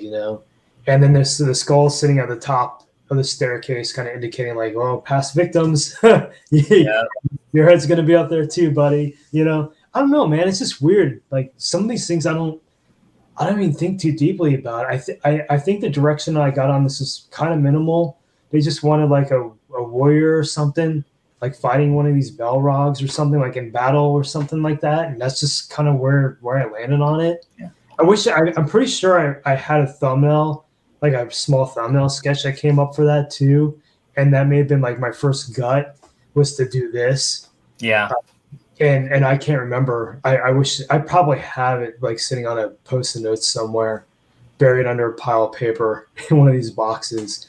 But it'd be cool like to find out like was that really like my first take on it? I usually find like my first gut on something is usually the right one. Mm-hmm. And don't get me wrong, like sometimes the customer can like push you into a new area, a new direction that makes it even better that you don't really see. So there is value in your customer's feedback, but this one I think was really straightforward. I sent the sketch and they're like, "Yep, go with it." And it was like, "Okay, cool." I think I had a lot on my plate at that time, so my sketch was like a little bit less detailed. It was kind of a little looser. But yeah, man, the pieces to the puzzle came together pretty well on that one.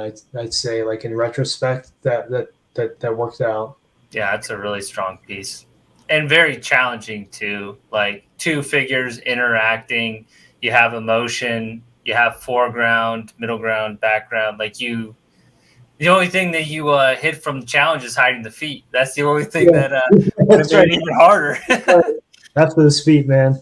Yeah, that's a good one, man. Yeah, it's weird. Like if you look at the one on the right, like it's there's not a ton of emotion. It's very sterile, whereas the other one has like a sense of movement. Like a lot of the stuff I feel like I work on is very static. Because it's usually created for like a product, like a shirt, like a floating design, and it's very static. It doesn't. But sometimes when you get an album cover, you can give it a little bit more activity, And I feel like this one kind of, it's a book cover. It kind of does that. So just two different approaches, One with action, one with no action. But strong design and visual symmetry, like all other components there. Yeah, it's strictly. It's funny that you mentioned that because when I did these Phyrexianized land cards, That's all I thought about was this is just going to be graphic design.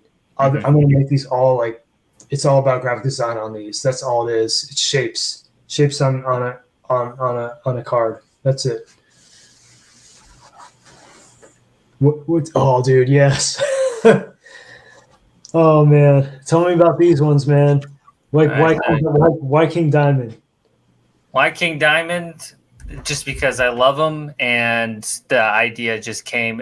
So the original idea, I was on a jog. That's when I find I have a lot of great ideas, because what I'll do is when I get kind of close to the runner side, I can start actually visualizing things really, really well. So Yep. I'll be like, it almost feels like, I don't know the word for it, but like a vision will come in my head, and then I'll be like, okay, next. And then I'll get a new one, and then a next. And then basically when I get back, I'll immediately draw like a thumbnail of like about 3 of them. So this one came on a run, and the original idea was I wanted to make something that looked like a tattoo flash sheet, but with all King Diamond references. And then it evolved into something a little bit more like almost looking like a puzzle, but I'm drawing the puzzle. So that's the vision of this one. So for creating it, let me show you my scrap sheet. That's cool, man. That I think you probably find some clarity when you're running. It kind of puts you in a quiet mental space. Dude, that is insane. You actually gridded it out. Yeah, I gridded it because I wanted it all to be symmetrical and then like this border. Graphic design, man. That's what we're looking at right now. It's graphic design, dude. You gotta. I mean, the circles. It's the triangle you've created with the smaller circles. Yeah. Nice touch, man. Dude, this is insane. So go ahead. What do you do with that? Like, did you transfer that to your watercolor paper or your colored pencil, like a different sheet? This was Bristol, and this was done completely with colored pencil. So this was still my. But you like your sketch. Like, how did you get your? Did you have to redraw that? Yeah, I redrew it completely. That's the thing is, dude, I don't have the commission, so I have the time to do it, and then I can get my lines even tighter, though. God. No, you're right. You can, but damn, dude. Oh my God, that's so painful, man. Dude, I'm looking at it, I'm like, God, there's no way I would want to draw that twice. But that's essentially what you just did. Yeah. Oh my God, dude. And again, talking about breaking the frame. Look at that spider, man, at the top. Breaking that frame. Good choice. Yeah, this is like this thing is just so beautiful, man. Thanks. So well done. I mean, if I hope King Diamond watches this, so when they publish a compilation release, that's the cover, man. That's got to be the cover of the comp. Yeah. I mean, and I don't get like a cease and desist, in the mail or anything. Oh, man, dude, this would be like perfect for a compilation or best hits, King Diamond hits or something. But like another thing too is when you if you have the time and you redraw it, you also can come up with some better ideas as you go. For instance, if you look at the Fatal Portrait down here, it's just like vines and stuff. It doesn't have the flames. And I really like how I did the flames in the final. Yeah. Oh, yeah. So you like kind of come to those realizations sometimes when you do the redraw. And interestingly enough, I mean, even your execution of like the Abigail is to me, it's better than the original cover. No offense to the original artist, but it's kind of I don't want to say it's a rudimentary airbrush painting. It's not, but you could tell that artist wasn't finished improving, like I bet he probably sees that cover now. It's like, I could have done that better too. But when I look at your variation on it, it's so much more detailed. Is this all colored pencil, all of it? All colored pencil, yeah. Jeez. Well, it's colored pencil plus micron. So I'll do I've always, like, even you can tell from the early stuff, like, sure. I'm not a tattoo artist, but I think like they do. Yeah, because I was always drawn to that art, and especially iconic, strong images. Like, that is something I never want to lose. And what they'll do is, it's all lines, and then they fill it in. So I just think the same way. And I do light boxes just like how tattoo artists used to. So I think a lot like how they do for that kind of stuff. What what was your inspiration for the frame? Like the frame, like the corners, for example, the corners of the Oh, frame. the conspiracy cover, man. I took Oh, what the conspiracy cover did, and then I just did some oh, slight changes. But everything's a reference. The only things that are like completely out of my imagination really are the bats and then the spider. But they reference the album. So Spider's Lullaby. The way oh. I drew like the King Diamond face on the Yeah, that's wicked, man. And on the spider's back. yeah, so like I made that stuff up, but I'm definitely it's fan art, it's Yeah. fan art that I spent a lot of time on, but Okay. So I'm a recent shame on me. I was exposed to King Diamond when I was in high school, and I couldn't wrap my head around it. I yeah. was like, "What the hell is this? So weird." And I watched. I think it was Marty, his heavy metallurgy, and it was they used like I think Melanie from Melanie Loves Death Metal Yeah, was they on were there. doing like a discography.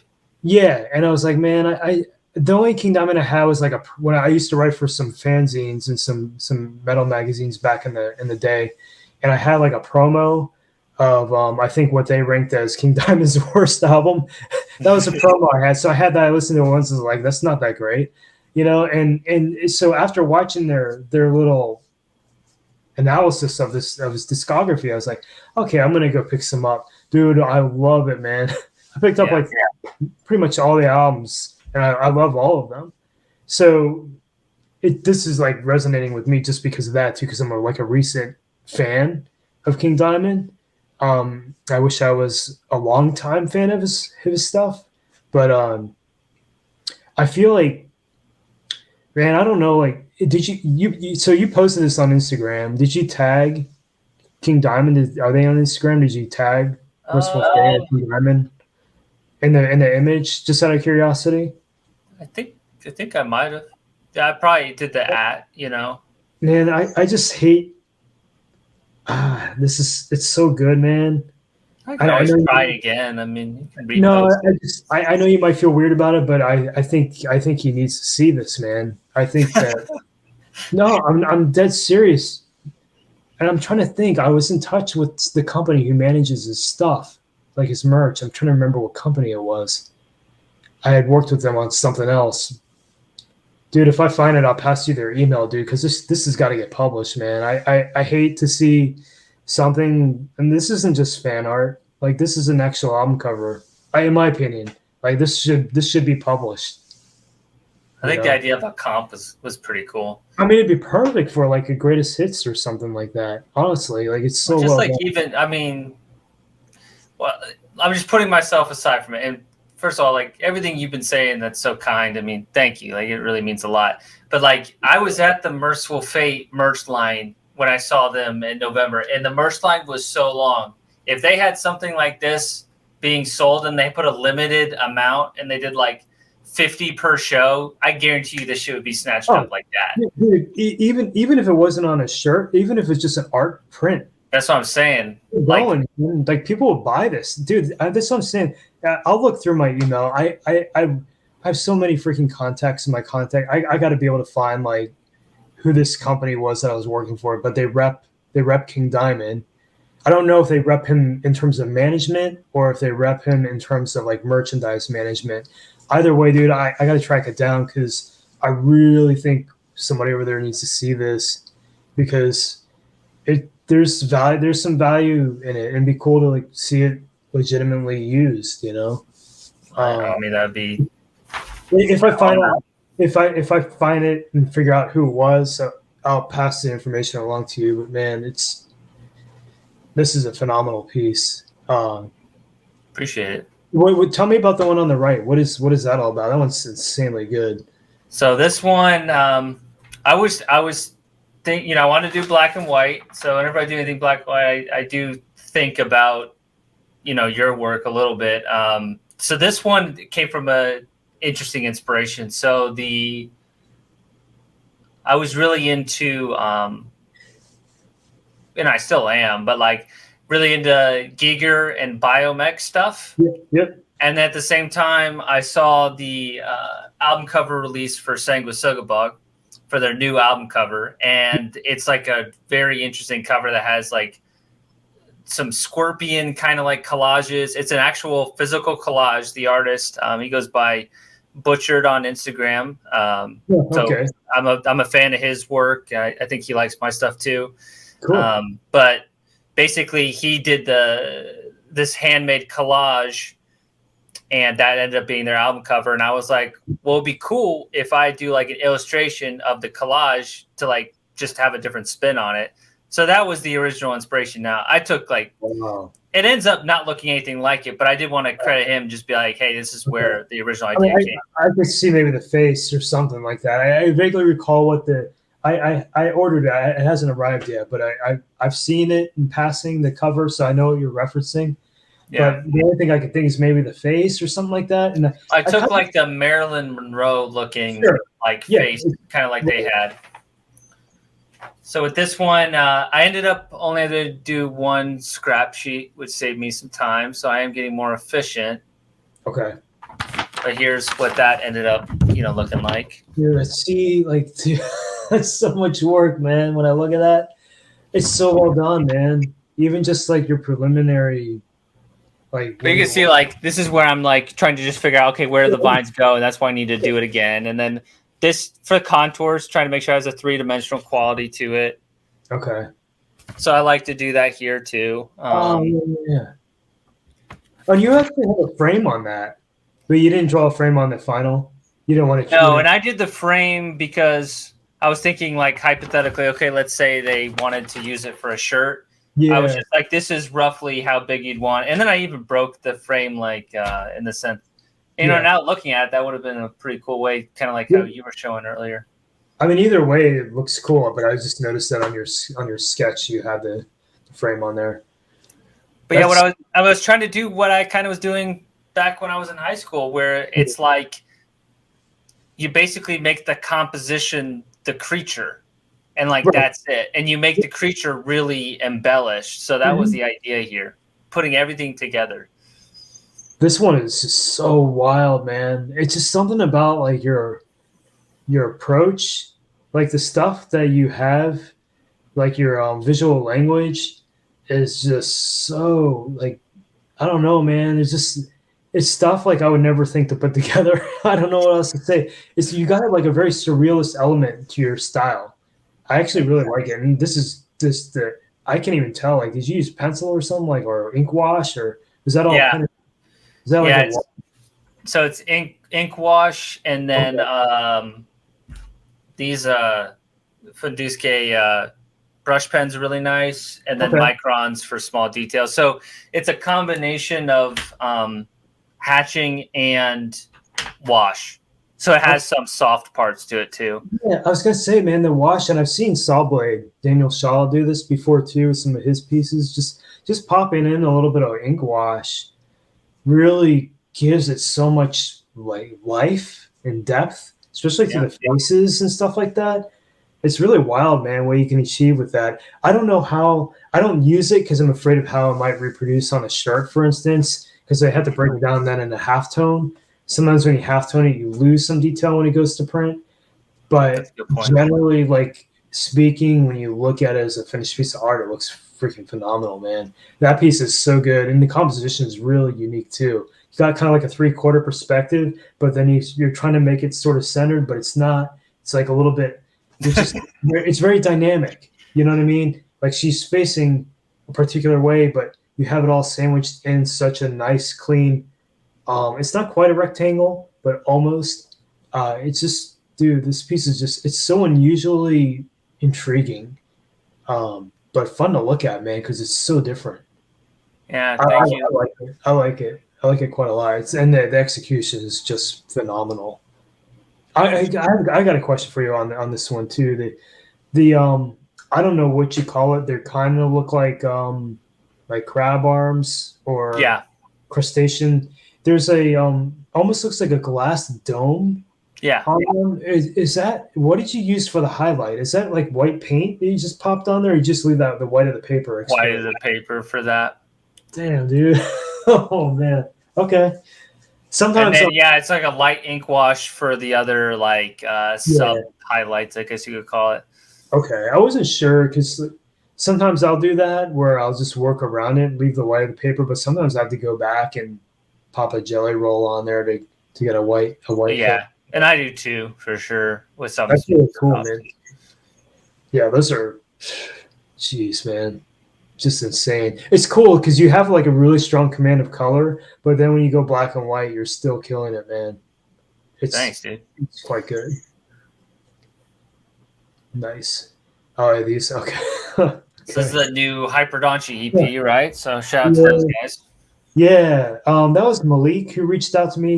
I think I did some work for him for his old band Decaying Purity back in like 2007 or 2008 or something like that. Oh, wow. I did t-shirt illustration, so I think that's how I was connected with him initially. I think it's the first thing I think I've done for Hyperdontia. That I ended up, I wasn't too keen on initially the concept. And I was actually a little nervous to like work with them because their album covers are very painterly. Like Wes Benscotter did I think their most And recent. Paulo Girardi on the one before. Yeah, and yeah, so I'm like, those dudes, they're both phenomenal, and they're painters, and I'm not that. So I'm just like, why are they asking me for a freaking cover? And I get it, it's like a 7-inch, so they're probably trying to keep it more underground, like look and feel to it, because it's just an EP.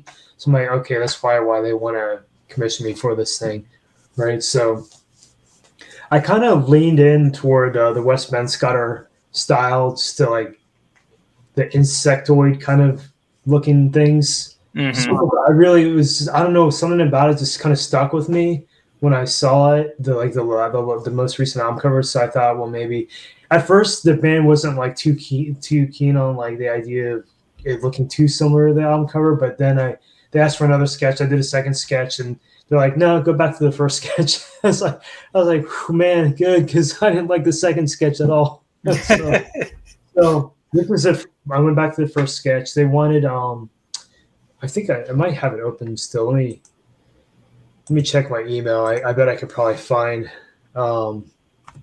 what they commissioned specifically. They said the concept is about a deluded doctor waking up to his nightmare come real, seeing himself lying while he is trying to dissect himself because he thinks he has vermin crawling all over his body. So he cuts himself and dissects himself to get rid of this. That's the There's like so many different perspectives you could do on that. That's cool. Yeah. So I was like, again, this kind of goes back. I keep feeling like I keep referencing our earlier conversations, but this is another point to be made, is that this is a situation where I went ahead and tried a more dynamic pose, if you will, just because there's a little bit of foreshortening happening here. I'm not a huge fan of foreshortening. It's definitely a struggle for me. It's not something I'm well versed in, but I kind of went that route. I think I may have referenced like some of like old Leonardo da Vinci sketches or something to kind of get a feel for like how that would work. So this is where I landed on it. The dude's on his pillow. He's not necessarily cutting himself open. I think maybe that's already happened, but it's hard to tell. But I think he's got like a scalpel in one hand and surgical scissors in the other. Mm-hmm. And this creature's just like already all up in him, like tearing stuff up. And then the pieces in the background are more akin to the Ben Scotter like esque kind of style with the cover. I also did a frame illustration for the back cover on that one that pulled in some of the pieces from the front cover. So that was kind of fun. It gave it more underground, like old school feel with like the frame square art. I think I might have the original. I think I pulled it aside. So here's like an example of like how I would like think differently. So if I came up with the exact same composition you did, I would get my wife to take a picture of me lying on the pillow doing that, and then I would just do that exactly and then embellish from there.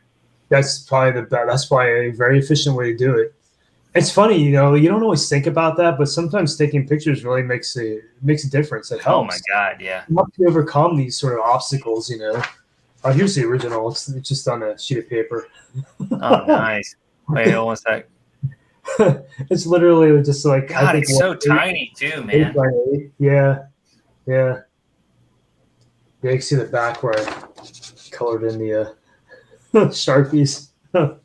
So rough, man.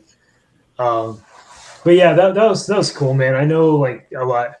I'm not a huge Hyperdontia fan or anything, but I know like a lot of people really dig their music, and I think that was like a joint release between 3 different labels for 3 different formats, which is cool. The one on the right was I think it was Jeff reached out to me. Ruben, the drummer from Imprecation, passed away during the pandemic. He died of COVID. And he was called Vomit, I guess, was his pseudonym for his, in the band Imprecation. Right. Texas-based death metal.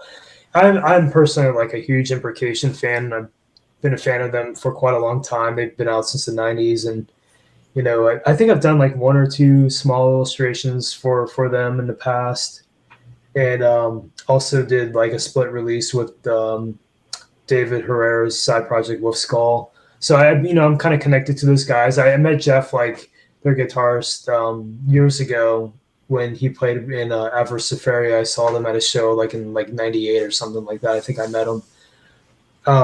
But he was the one who reached out, and they wanted to do and I apologize because I can't remember who was putting the shirt out, but who published it. I think it was some label out of like another country published the shirt, but they were doing a memorial shirt for Ruben in his memory, and that's just what I came up with. A demon vomiting, because it's Imprecation. It's got to have like sort of a satanic edge. Yeah. The idea, with a fire, it's kind of like a sort of inferring that it's taking place in hell. Mm-hmm. And there's a couple little ruins there just to give it a little bit of sense of scale.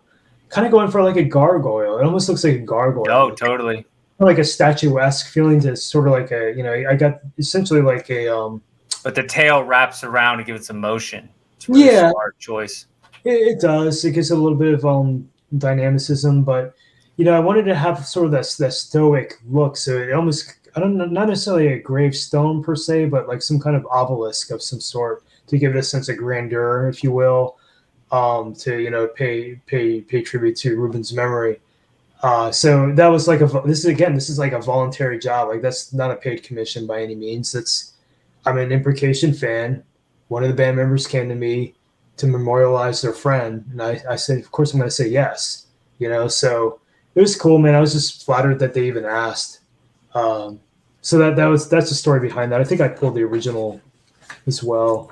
The original piece here. Again, it's I always work most of the time working 8.5 by 11. So that's what you're seeing here. Again, you can see the Sharpie marks through the back, soaking through the paper. But it was cool, man. I can't say that like I'm 100% happy with that piece. It feels a little too vertical, like too elongated to me. But it served a good purpose, and that's I think one of the most rewarding things about doing some of this stuff is being able to help out friends. Being able to help out a friend.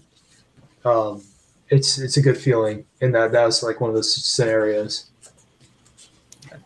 I think with this one, I like how easy it is to read, and the negative space is like really, it's in all the right spots. So I don't personally see what you were saying with the elongated, but I think it's really strong. It stuck out to me a lot. I appreciate that. Thanks, man. That's the funny thing too, man. Like some things that you think as an illustrator, I mean, your critique of your own work too, but sometimes you don't see what other people are seeing in it. Something that you think like, somebody else might be all into it, and yeah, you had like something that you thought was awesome. And they're like, well, whatever, that's not your best piece. What are you talking about? Yeah, it's part of art, right? The eye of the beholder. You have that whole subjective element to it with taste and preference. So Yeah, what's up with you, man? What's next? Oh, jeez, man. This one on the right here, I just finished that like 2 days ago. I can see like the tattoo art influence in that one for sure, man. Mm-hmm. Yeah, I was trying to do a twist on some Japanese kind of thoughts on that one. And then, go ahead. It kind of has like a Joe Patagno vibe to it. Sort of, I don't know if you're familiar with his work. He did like the early Motorhead stuff, and he's done like a lot of. Yeah, a lot of like black metal bands, like Angel Corpse. I think he did some for.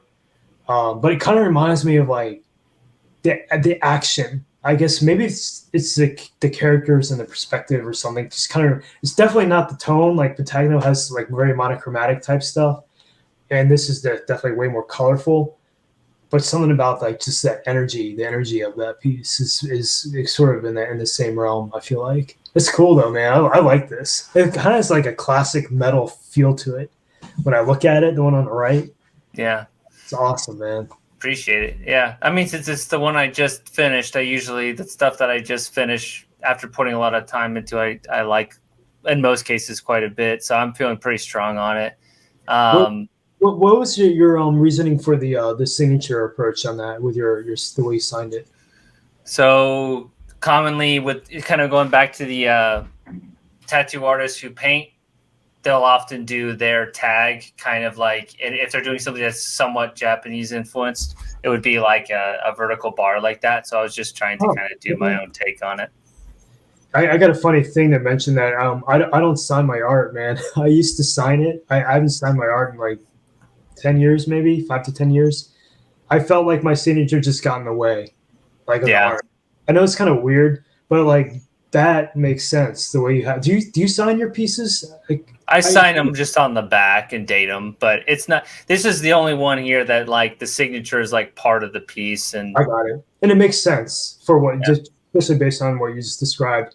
It's funny because I kind of get that sort of Japanese influence in it, but dude, you've really it's almost like Judas Priest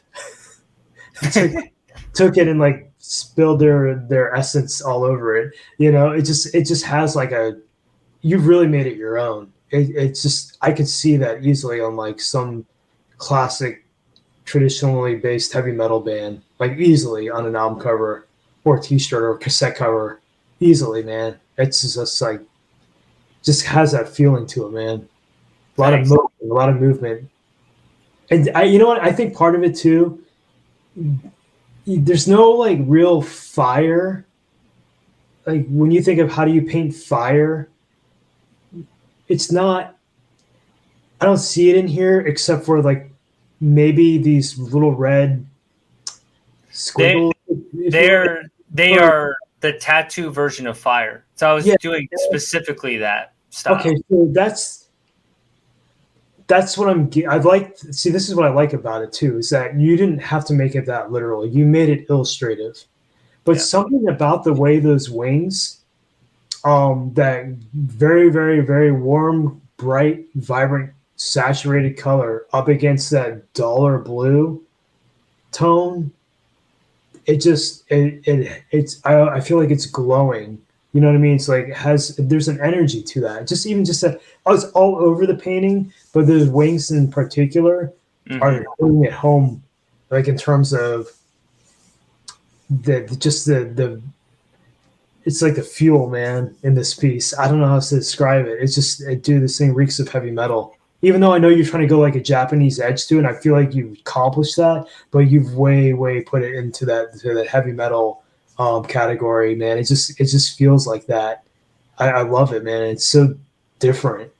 Like I haven't seen a Japanese interpretation like that before, I guess is what I'm trying to say. It looks really cool. Thanks. Yeah, I mean that's kind of the vision. Is I wanted to make it look more like. So this is that technique I've been working on where I take watercolor as far as it'll go. Yep. Then the color pencil to tighten it up. Then the gouache on top. Okay. And that's what I'm going to be. The next couple of pieces that are paintings, I'm going to do that same kind of technique because it's getting the result I'm looking for, where it has the soft edges and these blended colors. Yeah. And then it also can look kind of tight too. So I'm really happy with how that part turned out. Did you do that on both of these pieces, the same techniques? No, so this the what am I calling that one? Interdimensional Hercules. That one's all colored pencil. That one took forever because colored pencil is much slower. Dude, that's colored pencil? Yeah. Oh, Which colored pencil is a very strong medium, no doubt. dude, damn, man. Oh, I can't believe that. That's so crazy. It's funny because I'm seeing, even just, it's funny seeing these side by side because you see the repetition, right? Like the three-headed moth. Yeah, they're two chimeras. Yeah. I'm starting to see like a theme, in some of your pieces. It's cool, man. You're talking about like, well, I don't know where to go. Well, there's a lot of consistency in your work, even though you're very versatile and like how you like subject matter and how you execute and stuff. Like just looking at these two side by side, I can see a lot of similarities in terms of like composition and stuff like that. But that's mind blowing that that's colored pencil. I mean, just insane. This is like master class illustration in my opinion. That's just, I don't even see like really much black in it. Did you use any micron in that at all, or is that just all colored pencil? I can't tell if there's any micron. Oh no, yeah, I did very little micron in some areas to have a really tight edge, but a lot of it's just pencil. I just look at the just looking at the platform Hercules is standing on. Mm-hmm. I'm just looking at the edge of that marble cutaway.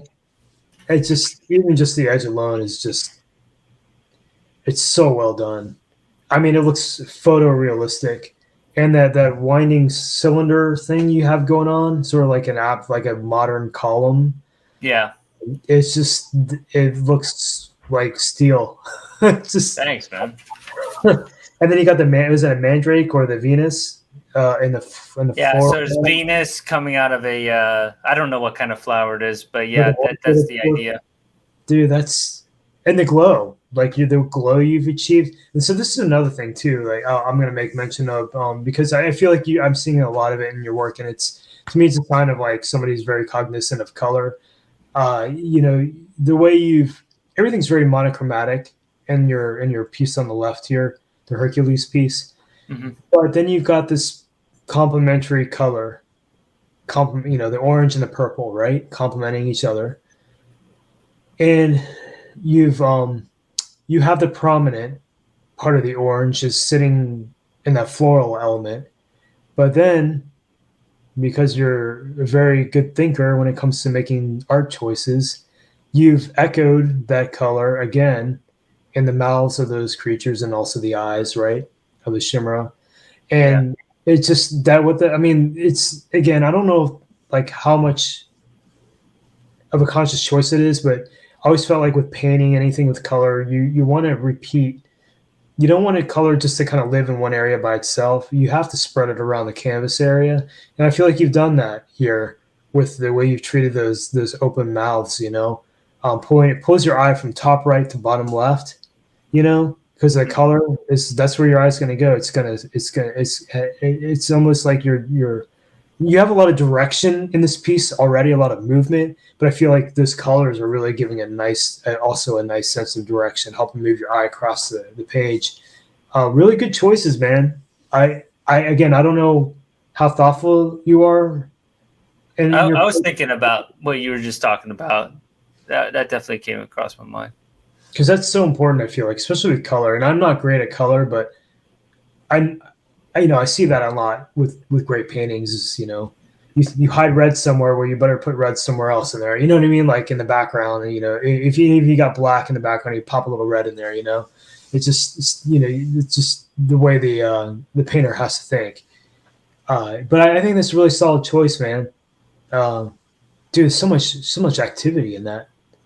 I love how it's the column also sort of disintegrating. I really like your treatment on that too. That's very, very detailed, the way it's sort of disintegrating into that pattern.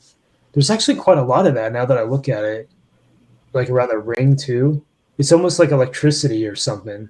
Mm-hmm. That's Yeah, it's coming kind of out. like I don't even know what you call it, but just kind of like a beam of light coming out of the side, and it pushes everything into this.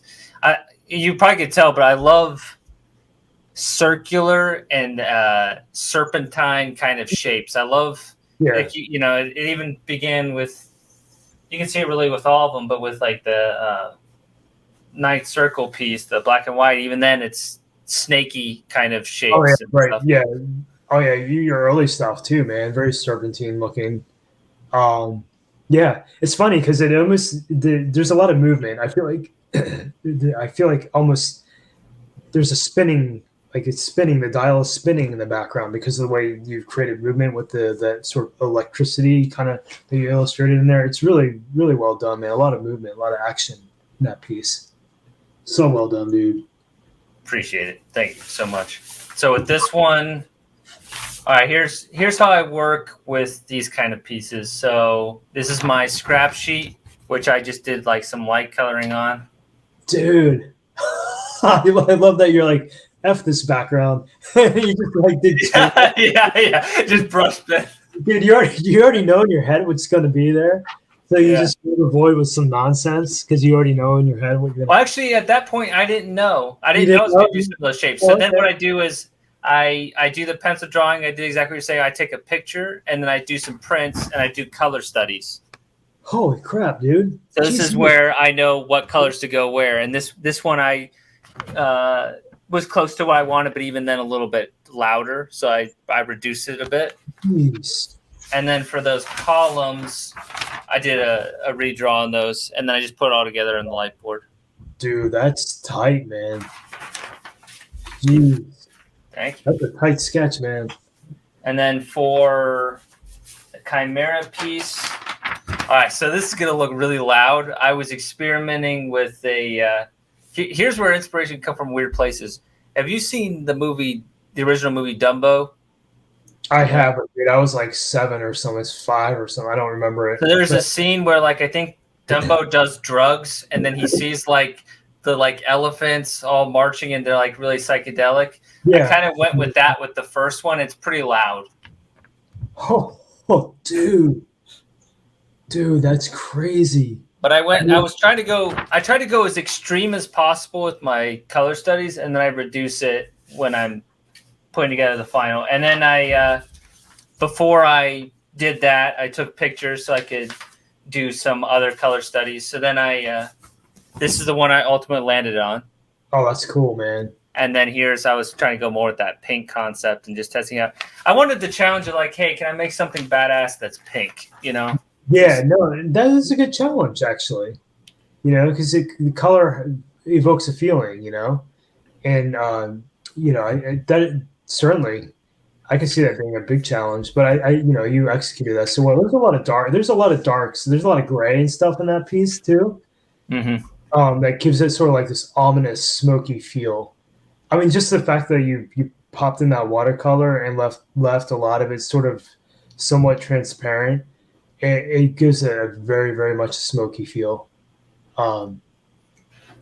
Yeah, I was gonna ask you something. So when you do your color studies, are you printing out like a black and white like basic line work, or are you having to redraw the whole thing each time? So I just take a picture.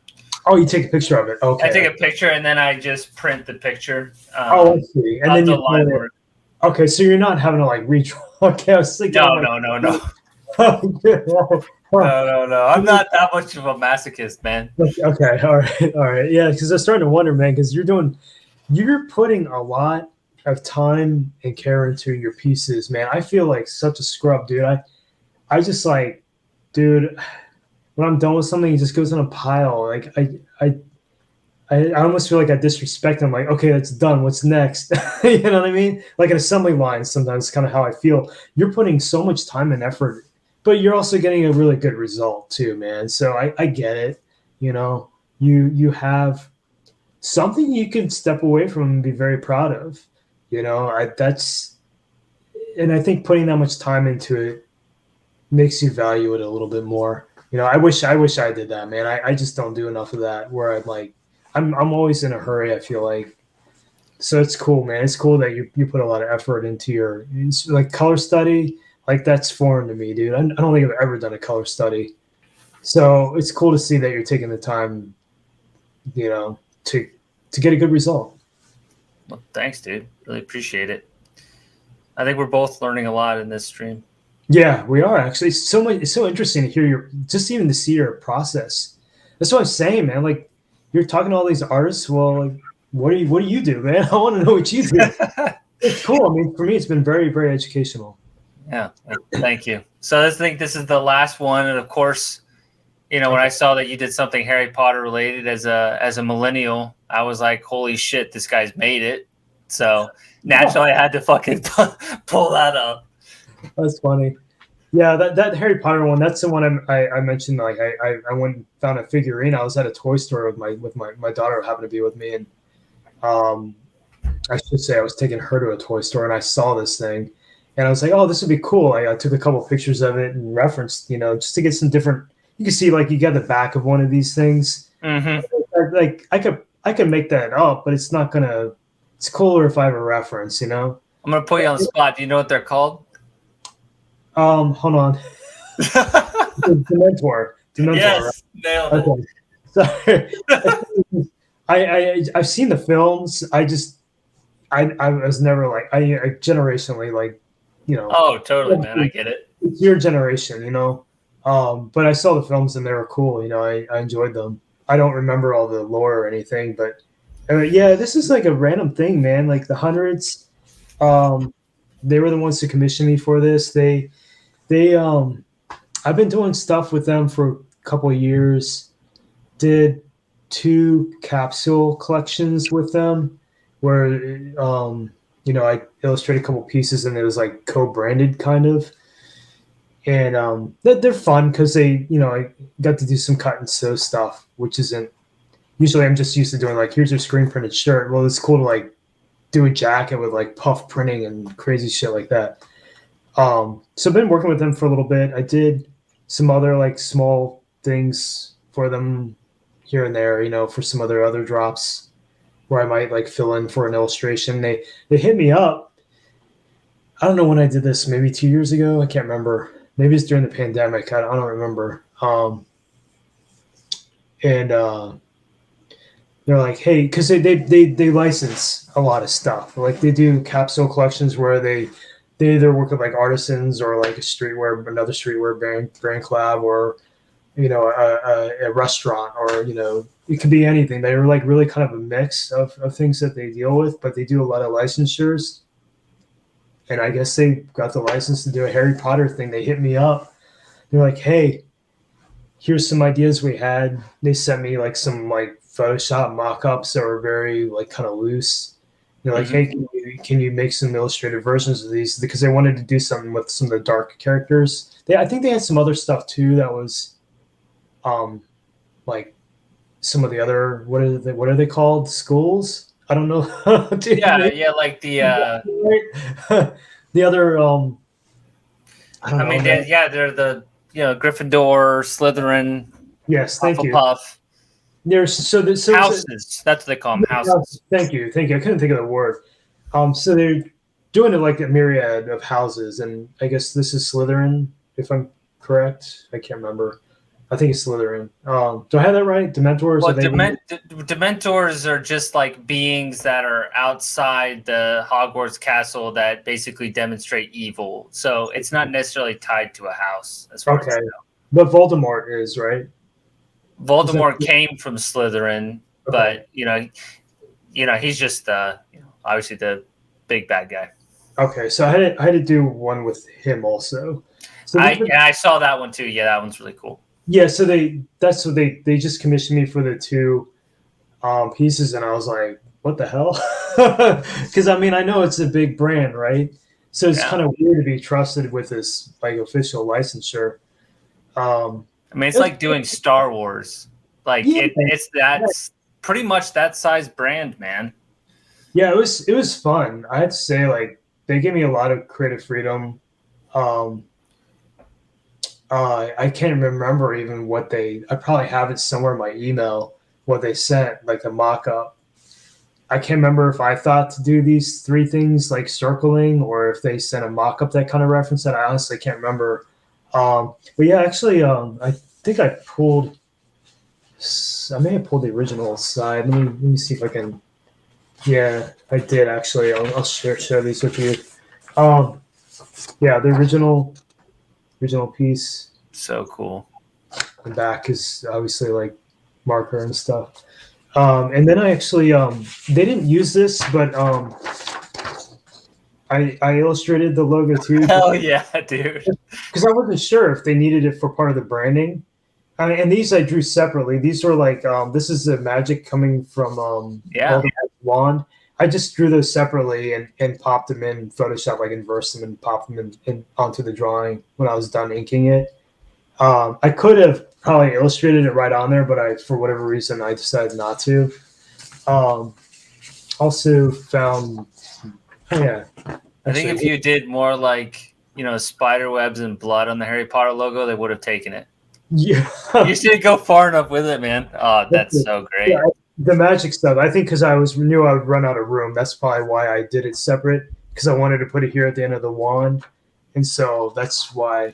Can you pull it up one more time real quick? Oh, yeah. The shadow on the wand and how it hits his chest is really cool. Is that like just light stippling there? It's cross hatching. Oh no, wait, no, you're right. It's stippling. Yeah. Yeah. That's really neat. And then I found this too. Some of the letter forms I did for it. I just broke out my calligraphy pen and kind of did them on a whim. And some of these weren't used. I think they actually I'll show. I think I probably don't want the shirts, but these are the ones they ended up using on the product. Are you doing that all freehand? Yeah, these were freehand. Dang, man.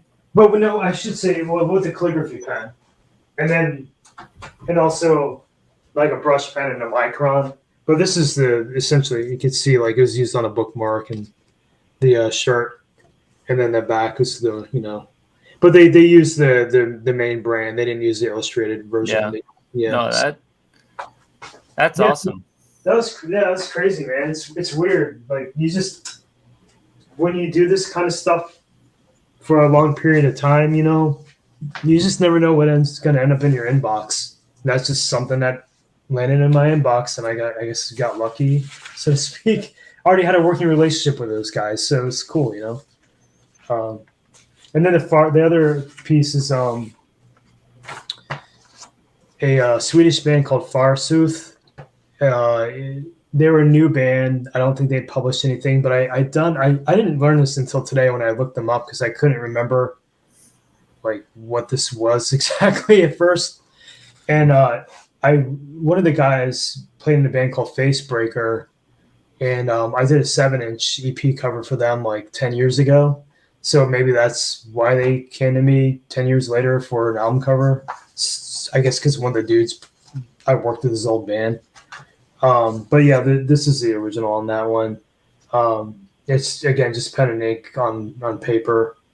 You can see right to the corners of the page. Yeah, I gotta kind of use as much real estate as I can when I some of the album covers now I've been drawing a little bit bigger where I might have to stitch a couple pages together. But I found like the sketch. I think what I ended up doing on the sketch, you can't really see it here, but I think I had sketched this part separately, but the frame is sketched at a different point in time. Like I sketched the frame separately and scanned it in and popped it back in here. And then I think what I must have done, because I didn't ink on the sketch, I think I printed a blue line because I could still see some of the blue ink on the original.